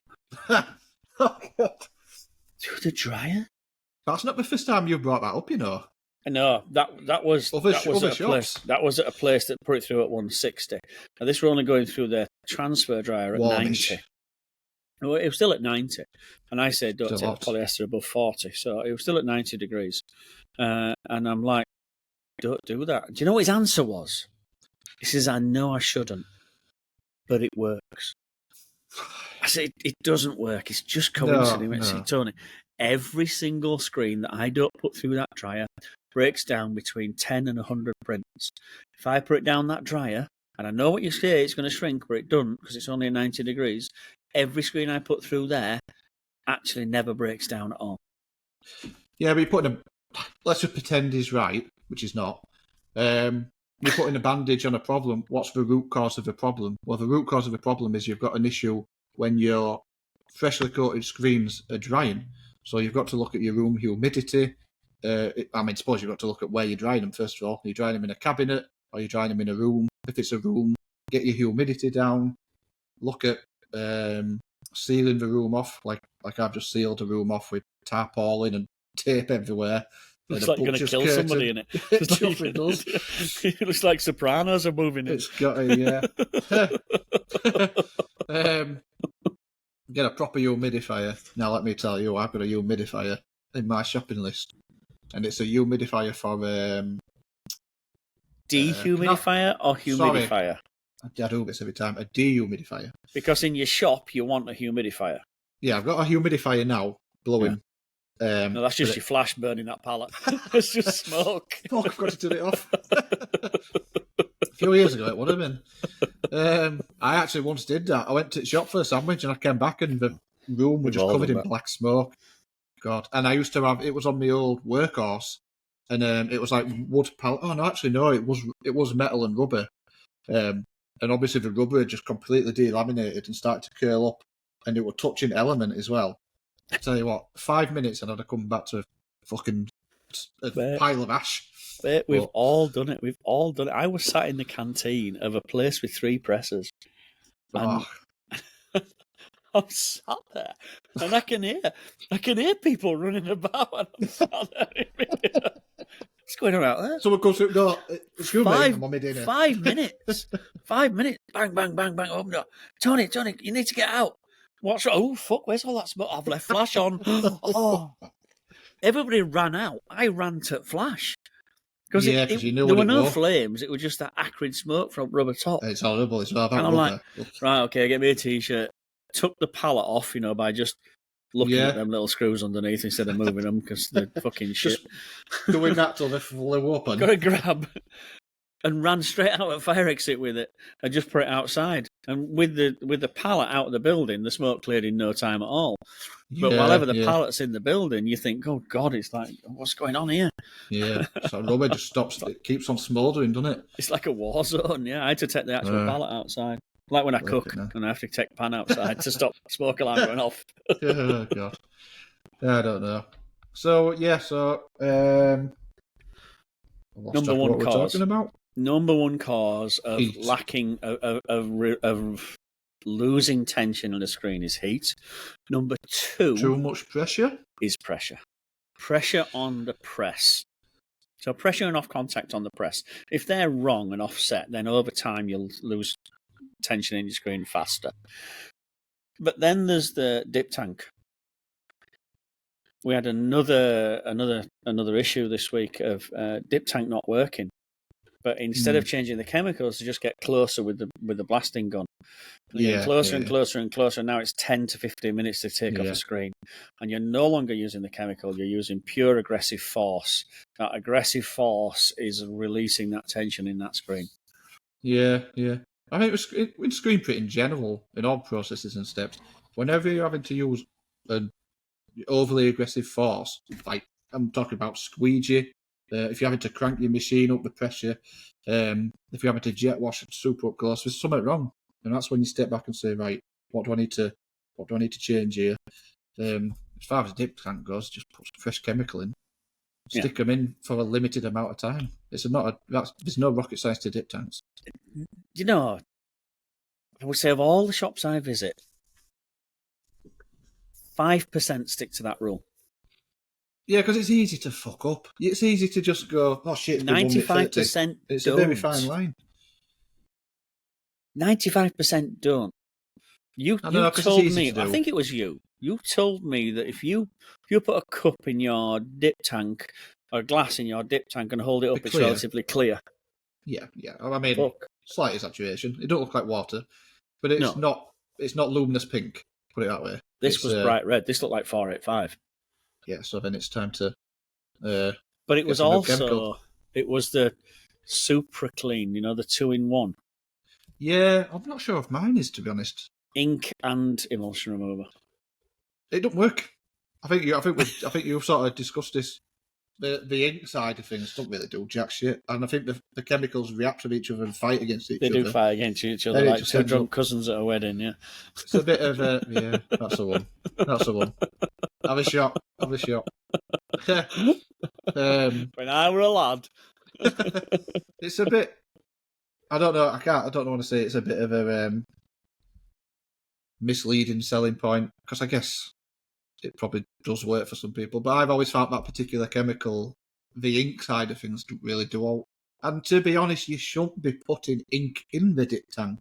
You should be carting it off, scraping it off. You should be.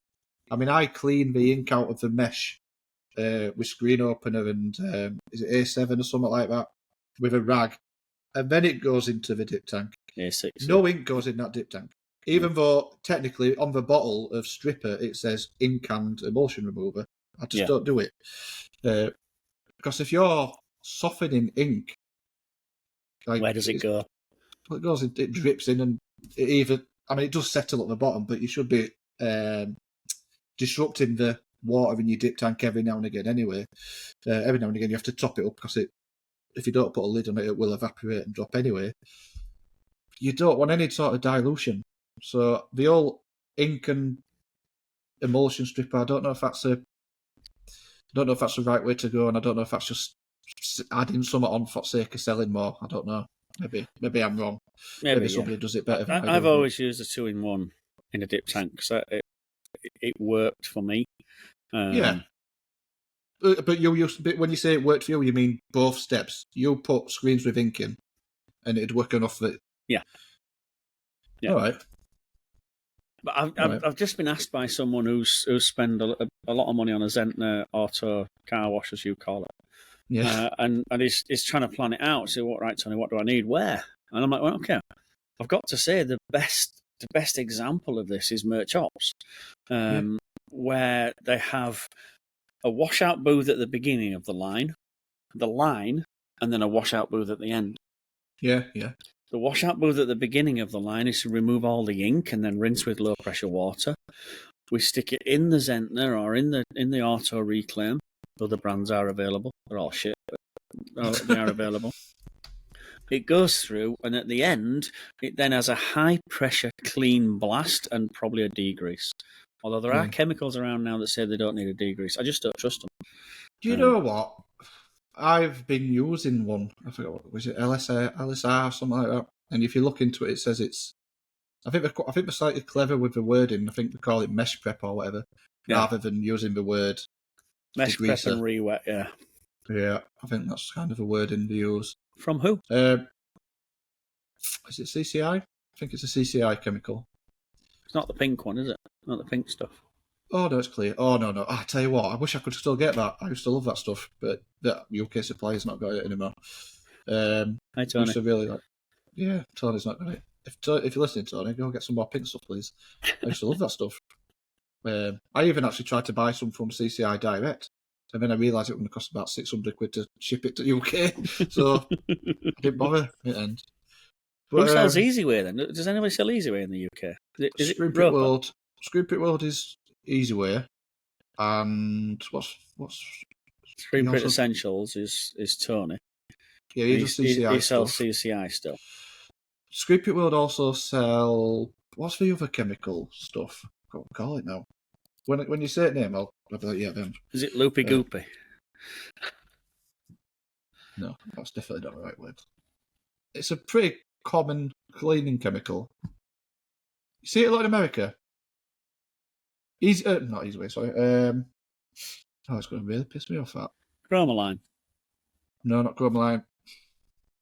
There's only really CCI. Cis do their own. If it's Alchemy. Which used to be CPS. If you're listening, Dave Roper, your website's really slow. Just some constructive criticism. Yeah, some constructive stuff, because we've not been right nice to him lately. We have been a couple of times.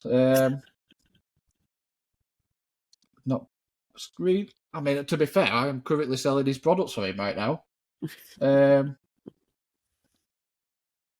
Screen washing. Soya-bean based stuff.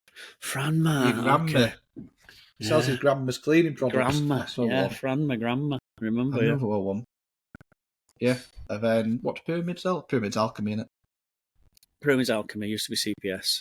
Scissors their own, because that's what they're good at, making chemicals. Colenso. I don't know. I think they're Alchemy as well. Possibly, that rings a bell. I'll tell you. Well, we're doing rounds, I might as well. I think Colenso's website's a bit pants, isn't it? Or has it got better? No, it's a bit pants. It's a bit 80s. Well, a bit 90s. I'm a bit 80s. Now then, what's this? Remco? Oh, Remco. Chemicals. So no, Remco's good. It's been out as long as CPS. CPS and Remco are very, very, very similar. Both very, very, very good. Remco, if I'm completely honest, Remco's a touch expensive. Right. But it's worth it. Right. I wonder if we can. Oh, we do actually. I was looking at getting I've been thinking about switching to Wilflex, haven't I? But Okay, so I've had one bad report of Wilflex in all this time I've been doing it. one. My top 3 inks in Plastisol only were always Wilflex number 1, Rutland number 2, ICC number 3, international coatings. Yeah. And that's purely the international coatings only at the bottom because of supply. Yeah. If supply was the same as Rutland, it'd be number 2. All right. And so I've switched a guy from Rutland onto Wilflex. So nothing but complain about it. Build up. In Rutland are more opaque products, though. So it's almost like The two types of opacity's ink. all right. It's got the opacity all right. It's the build up, which Wilflex is the inventor of no build up ink. You know, the dry build up. You don't get this because you flash everything. So no, I do, but I know exactly what you mean. You get this dry build up. You got to scrape it off with a fucking palette knife. It's that bad. Really? Cericol. Wow. Cericol is renowned for it.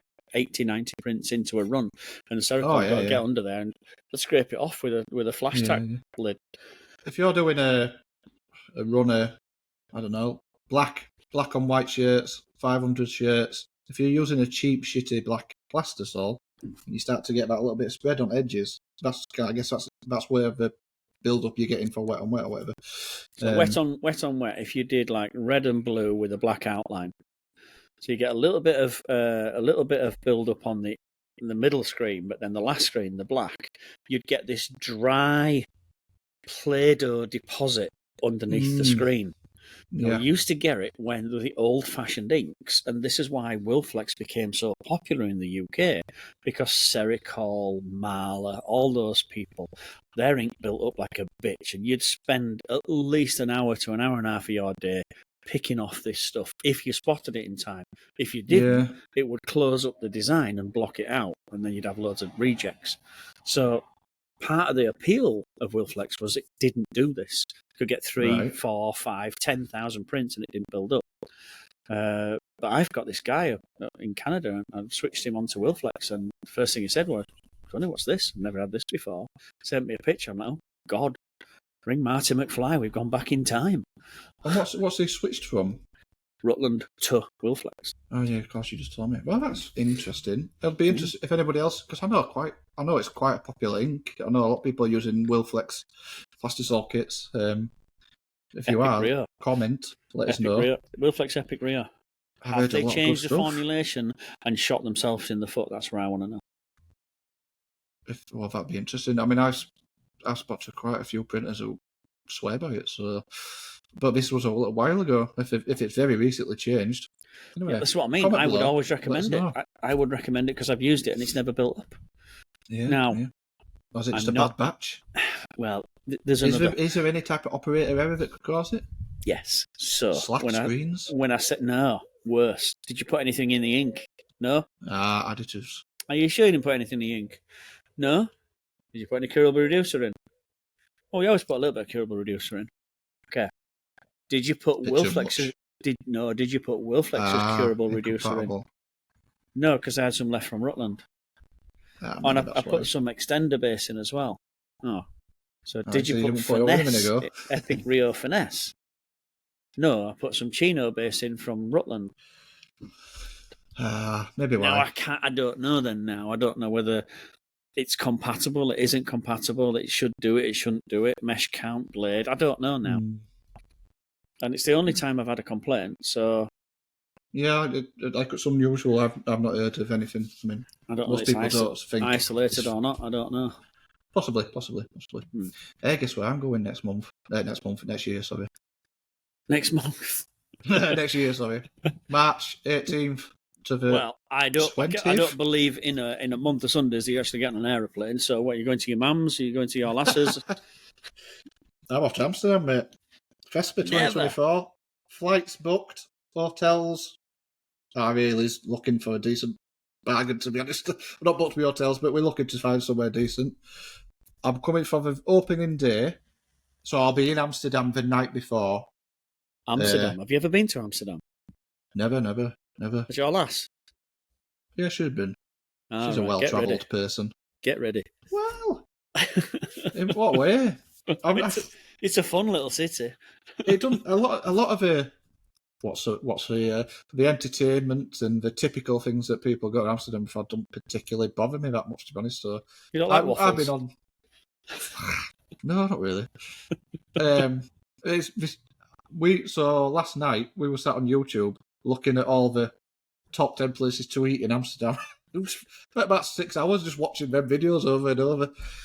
Hey, I tell you what, there's a local delicacy, and I think it's like mackerel and onion and mayonnaise or something, and you get like a little French flag on top, and it looks utterly revolting. I won't be trying it.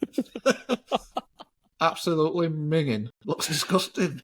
I don't know whether I'll be there or not. I should imagine. When is it? Did you say March? March 18th to the 22nd, I believe. I might have got that wrong, but that's top of my head. Okay. I'll look for you. I've got no idea where I'll be at that point. Yeah.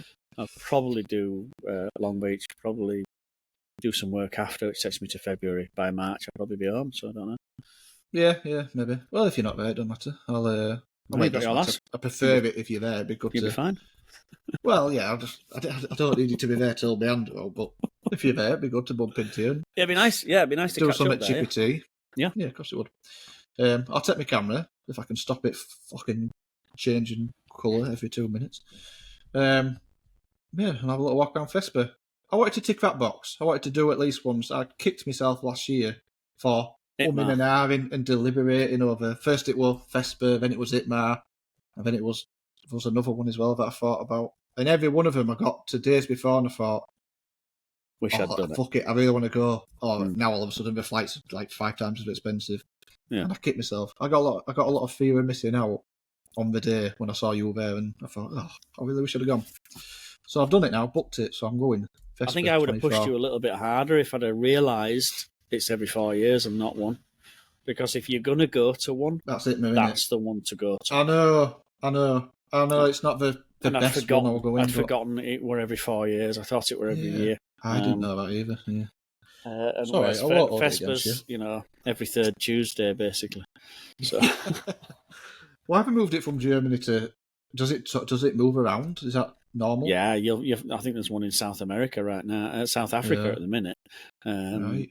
In Johannesburg, there's one in Mexico, South America. Even though it's FESPA, which is Federation of European Screen Printers, it does move. It moves everywhere. I think we're in London 2012. Right. That's one out. Last time it were in London, I think. And then it's Hanover. That's where our mate Timeless is, up in Hanover. Yeah, so we go there. We'll go see him. You have to see him in a few weeks, can't you? Yeah. And then Amsterdam, France. It goes into Amsterdam. Yeah, I've worked in Amsterdam. Droplets in Amsterdam. Well, it's in the Hague. Is he actually? Is that right? He's in the Hague. So it's right. Have you ever been to a shop? Now then, is it Caton? How do you pronounce it? I'll probably pronounce this really bad. It was like Caton Fabrique or something like that.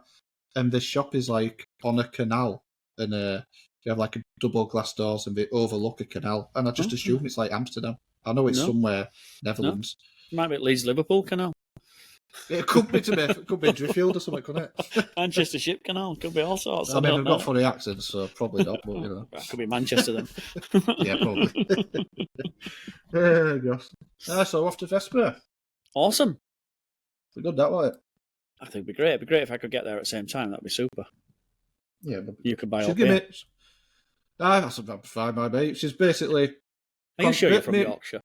The default answer to that is buy your own. Yeah, I might treat you with. I can treat you to a pint, don't you worry. We'll call it payment for goods in exchange for knowledge. There you go. Yeah. We've had an agreement, me and Bird. That day, Monday, full day screen print work. And then day after, I'll do whatever she wants. And that's probably Or a if she wants to mistake. go visit Vesper. Well, that'd be handy, wouldn't it? That'd be ideal. That'd be spot on. Hopefully that's what she thinks. She thinks, you know, I right enjoyed looking at those machines. I'll go back. Yeah. Remind me That again. fashion wall, fantastic. Yeah. Tell me again the difference between a Gildan and a Fruit at Loom. I'm really interested.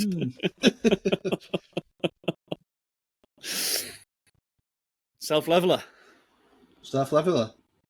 Magnet. Self-leveling ink. Sponsored by Chippy Tea. And what Right, do you good, think? you know. Have you used it? Have you not used it? Yeah, so I've tested it on a couple of short runs. Gareth Scott didn't work. Buscapan just didn't hit the spot. You don't get that joke, do you? Short runs. Poops. Anyway. I got it, yeah. It wasn't that good, was it, really? It was a bit Just bad. you want that good. It was a poor delivery. Oh. Anyway, I tried. I'm a trier. So I did it on a couple of short print runs. And it was a good mix of garment material, so I thought this is a good test. So it was the same single colour print, front and back, but it was on Earth Positive t-shirts, salvage t-shirts, which are notoriously a pain in the dick, because we've basically got shredded up plastic bottles in, but they've been washed up on sea, which is obviously quite a volatile material to be printing without a dye block on. And then Earth Positive fleece. And I'm quite impressed on the shirts. It's basically Aquaflex on a shirt. It's you can't really tell the difference. It's Aquaflex, as far as I can tell. Does it lift in dryer? Does it lift? I've not quite fathomed this out, to be honest. I know when it comes out at dryer, I would argue. And bear in mind, I've only done a couple of runs, a couple of jobs, so I'm not fully experienced in this particular product yet. But I would argue it's a little bit smoother than Aquaflex. It feels softer and smoother. You know, if you like touch the edge of a print of Aquaflex, I know it's very, very soft, but you can feel there's a lip if you're being hypercritical. Let's It's a have a very look. tiny, minute. Let's have a look what the technical data says. To me, Self-leveling, high solids, water-based ink designed for use in manual printing. Oh, designed for use in so manual it's printing. specifically for manual printing. I see. Suitable for printing onto light or dark coloured backgrounds. It has been designed to give an excellent print performance and open time on mesh. Self-leveling has been developed to reduce issues with pinholing when printing multiple layers of high solids ink. So it's really to stop the pinholes you get when you put another high solid on the top of that. Yeah, well, I've not tested that. That's my So next. you're not my next using test. you're not using water-based on your top colours, are you? You're using No, you're but you using, still get the same problem. what's it you say would- down there? I didn't know you could see that far. At the minute, CCI, not CCI. No, on my screen. Solvent-based sorcerer. So- Oh, sorry, I wasn't supposed to read before thing. Refresh. What's that saying on my screen? Oh, solvent inks. Tony, solvent inks. solvent inks, yeah. So when you're using solvent inks, You sure you're not using an oil-based gizzard?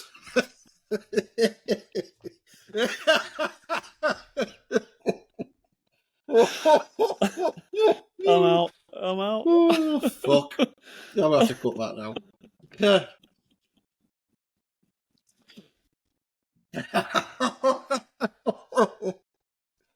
Oh, Yeah, so Jesus. you're not putting water based on top, so you're not building films and layers, so you probably won't get that pinholing as much.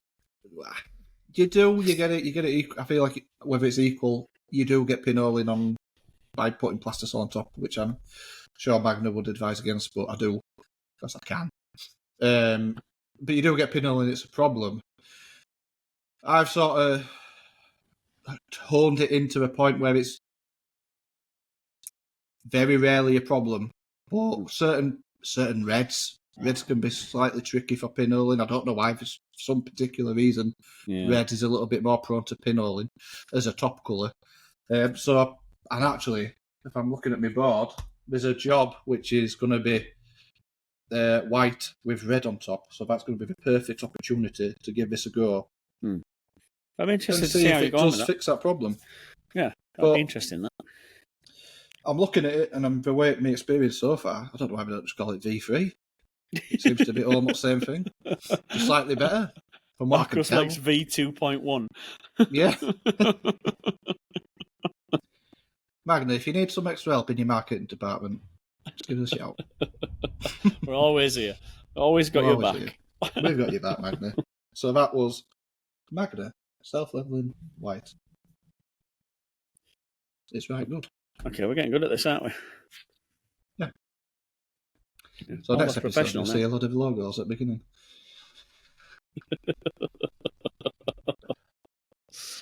Sponsored by Peroni. Sponsored by Peroni, yeah. Sponsored by Buscapan. Buscapan, that must be only in your house. I've never heard of it. Never heard of Buscapan? Diorolite, that sort of stuff. Diorolite, that's one, isn't it? It's when you've got poops. So, Tony, can I ask you to do a favour, please? It's quite important that you take this on board and take this constructive criticism. You know your Instagram photo? You know, you got like an icon. Yeah. Your display picture. Can you please make it central? It's rather frustrating. Why the hell have you positioned it off-centre? What is wrong with you? So I changed it.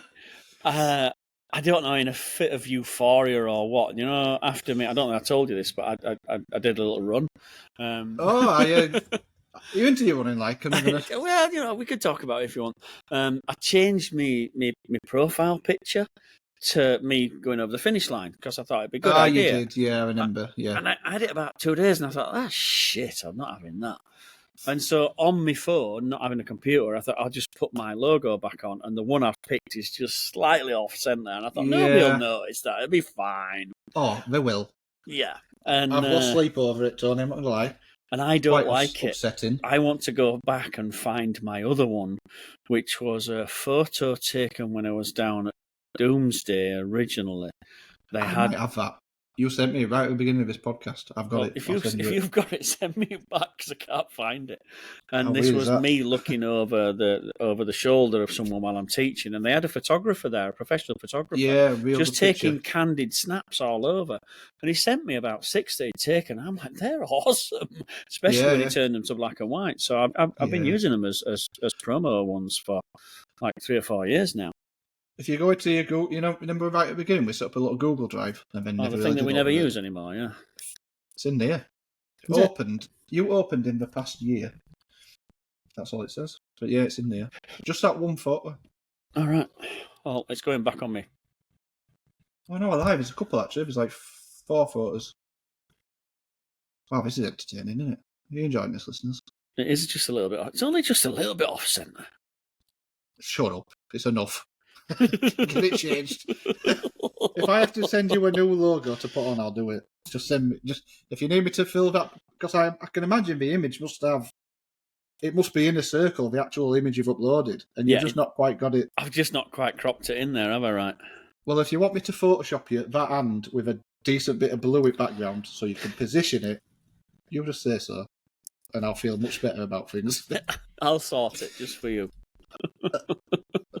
All right. Right, Was so that on your I've got notes? that off my chest. That was on my notes, just deleted it. I'm happy now. 100T and 120T. Do you ever see it? Do you ever use it? I know we talked about this far, but I'm genuinely thinking I want to play with some 120T mesh screens and see what type of results I can get, how fine a dot I can get for sim process work. 120T, yes, see them all the time. They were a favourite of CMYK. They got dropped in favour of 90s, but 90s. so did the dot size. The dot size went from 62.5, which I don't know why. 62.5 was the default, but it was. Right. And now 55 is. I wonder why. So when we Easier? dropped to 55, it meant that we can hold this now on a 90. Whereas the 62 dot, we were struggling to too hold on a much. 90 if any of the factors weren't quite right, like coating, cleaning, exposure, film, vacuum, all that shit.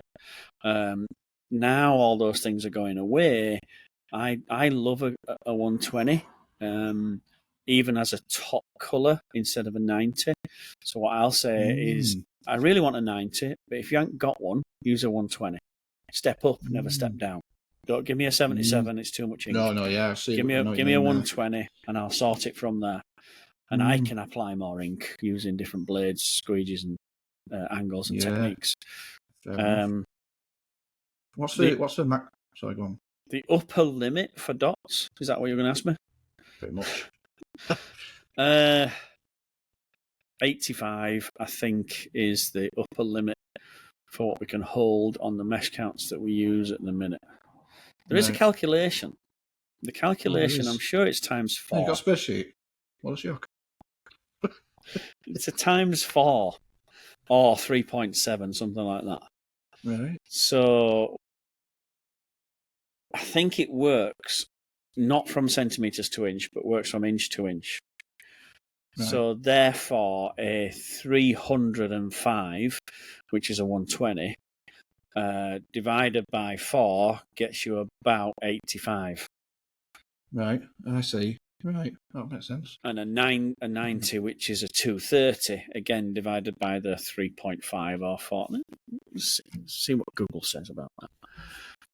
It's the ratio to lines per inch and mesh count. Oh, you know glasses anyway. Shut up, dick.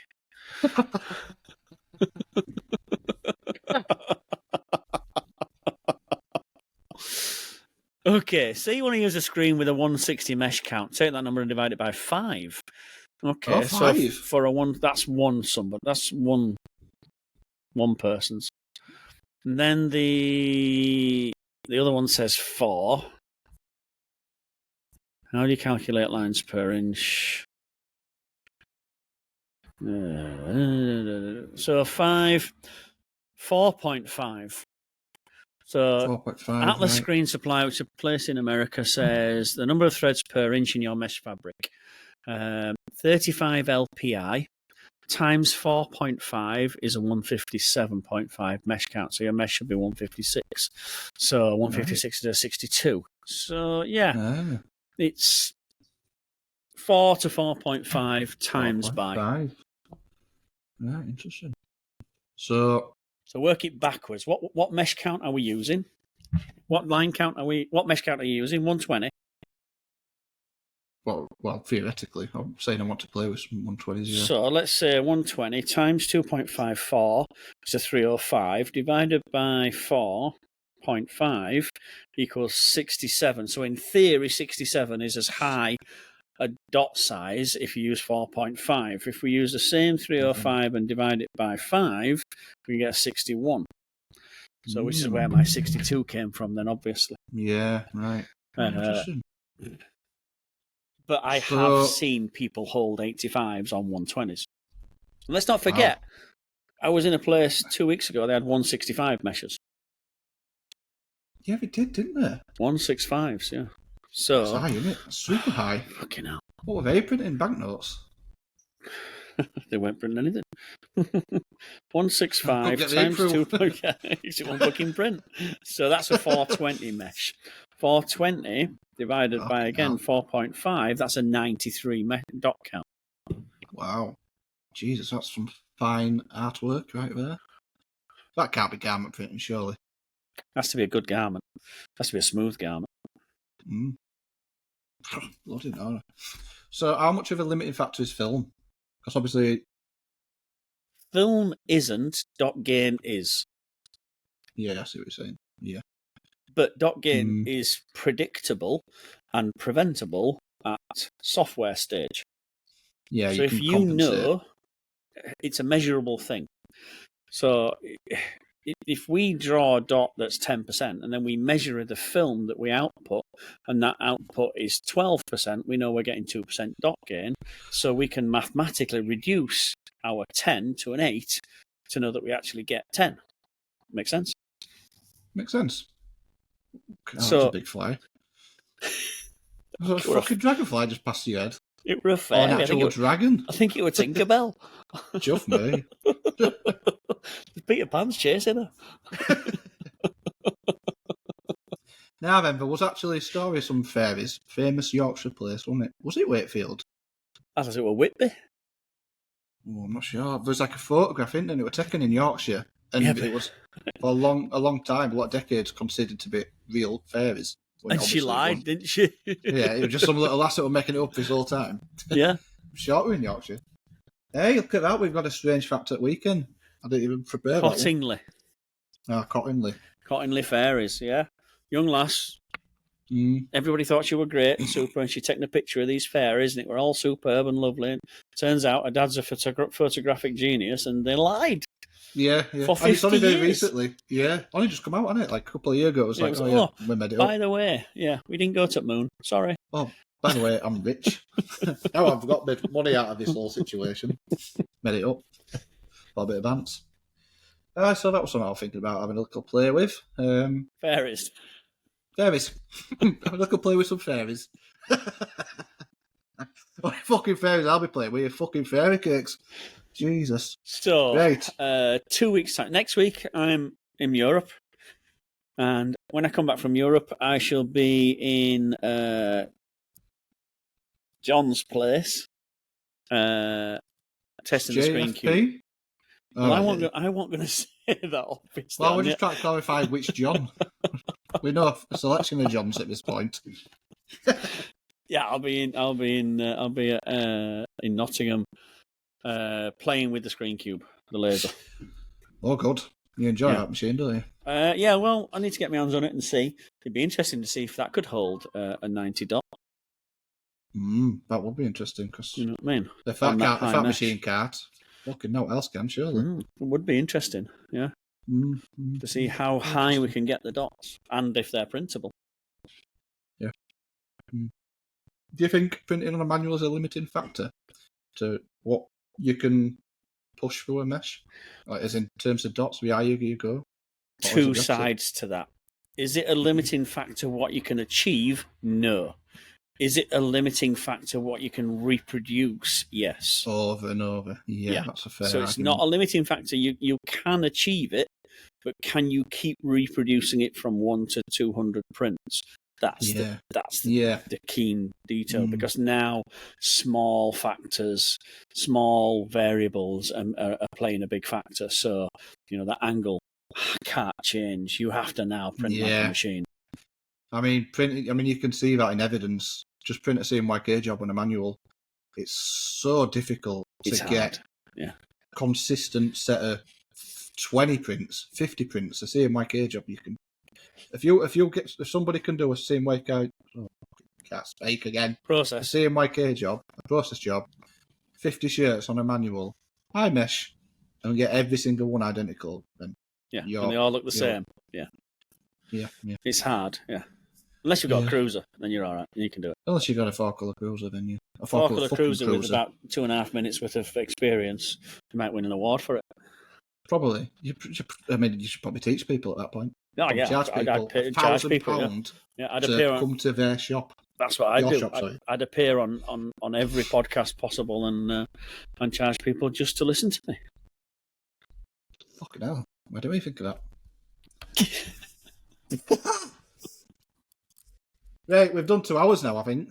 I think we're done. Pretty much bang on. 2 hours, haven't we? Yeah, I think we're done. Yeah. Did you enjoy that, people listening? That's been a good one, that. I think that's been a good one. We've covered a lot of shit. I've got carried away talking, running my mouth off, but other than that, I think we've been all right. At some point, I'll let you talk. You know that, don't you? At some point, I'll just shut up and let you talk. Oh, Not today. Not today. Fucking fucking shut up, Danny. Nobody cares about you. Nobody wants to listen to you. Hey, I told you, all the way to London, and the first thing they said was, "Oh, Danny, I really sort of like get on with Danny. I know exactly what he's talking about. Someone's got to. I like Buscapan as well."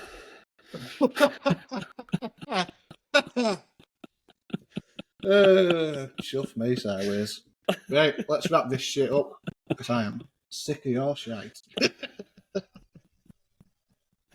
We'll finish before Ice Cream Man comes back. We need to wrap it up. Someone's having a fucking scrap outside my shop. Oh, I can hear him. Yeah, then. Crackhead I'm Alley. going to go out there and chin him in a minute. You watch. I'll sort him out. Right, so that was a lovely episode 57. What's your eyebrows raising for? I can hear that. It's a deal gone bad. I'm going to sit my head out. Going to start shooting soon. Yeah, that. Put them right in the place. Yeah, they're going to come up and chin you now. You know that, don't you? Can you just move, please? 12, little bastards. You're a little bit loud. Put them right in the place. Oh, yeah. Oh, quaking in the boots, mate. They were quaking in the boots. They're only about fucking 3 foot. Be right. Right, Episode so 57, Tony. That was fantastic. I loved it. yeah, Right. that was a good episode. Tune in next week, and we'll see all about. Oh no, week after, and we'll see what that screen cube. Come on now. Oh, screen cube. Sorry, go. Screen cube's all about. Yeah, we'll see what screen cube's all about next week. We've got to play the time game again, so it might be a bit of a late one for you. Are you abroad? Yeah. Yeah. Only Europe. Which one? So. That's going to be an hour then. Belgium. Oh, what a place. I can move to Belgium, not going to lie. You've I think never if there was been. anywhere we're going to move. Well, I've seen pictures. How fuck do you need? I'm going next year. That's Well, Amsterdam. sort of Belgium, innit? Oh, that's Netherlands. Netherlands, Belgium, not the same. Belgium is in the Netherlands. And so is Amsterdam. And so is Holland. Geography is not my strong point. No, we'll work on geography. We can work on it. Yeah. Anyway, I want to move to Belgium. Which is in the Netherlands, which is in Holland, which is, close to Luxembourg. Great, yeah. One of them, whatever. Benelux, we call it. Whichever sells Toblerones, that's where I'm moving. That's Switzerland. Can you just wrap this up, please? I've had enough.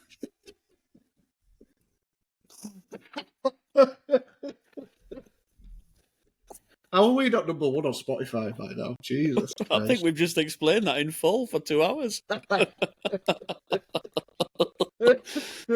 that? Hey, good grief. Right. There we go then. Thank you very much for listening to episode 57. If by some slight remote chance you like what you hear, tell your friends, tell your mum, tell your dad, and hit that like and subscribe button. We need all the followers we can get. Give us some feedback, positive only. None of that negative Nancy stuff. We don't want any of that. Unless it's constructive. Fuck that. No, tell us we're good. We don't want to tell us bad. Tell us we're good, and you'll love us all to bits. That even includes Auntie Moira, which we've not covered this week. So I missed an Auntie Moira question. I've got one. I'm sorry, Auntie Moira. I'll save it for next week. Yeah. So we'll catch up again next week. It's been fantastic. So it's goodbye from me. Do that route. Goodbye from me. Goodbye from you. You have been listening to me, Tony P from Palm Print, and Daddy from Pursuit Print Co. All best. See you later. One love to you, Grandma. bye. I want a Chippy Tea, or you can give me posh. No, she don't agree with me. I don't want lobster thermidor with raspberry Kool-Aid. It's Friday night, I'm within me rights. I want a Chippy Tea.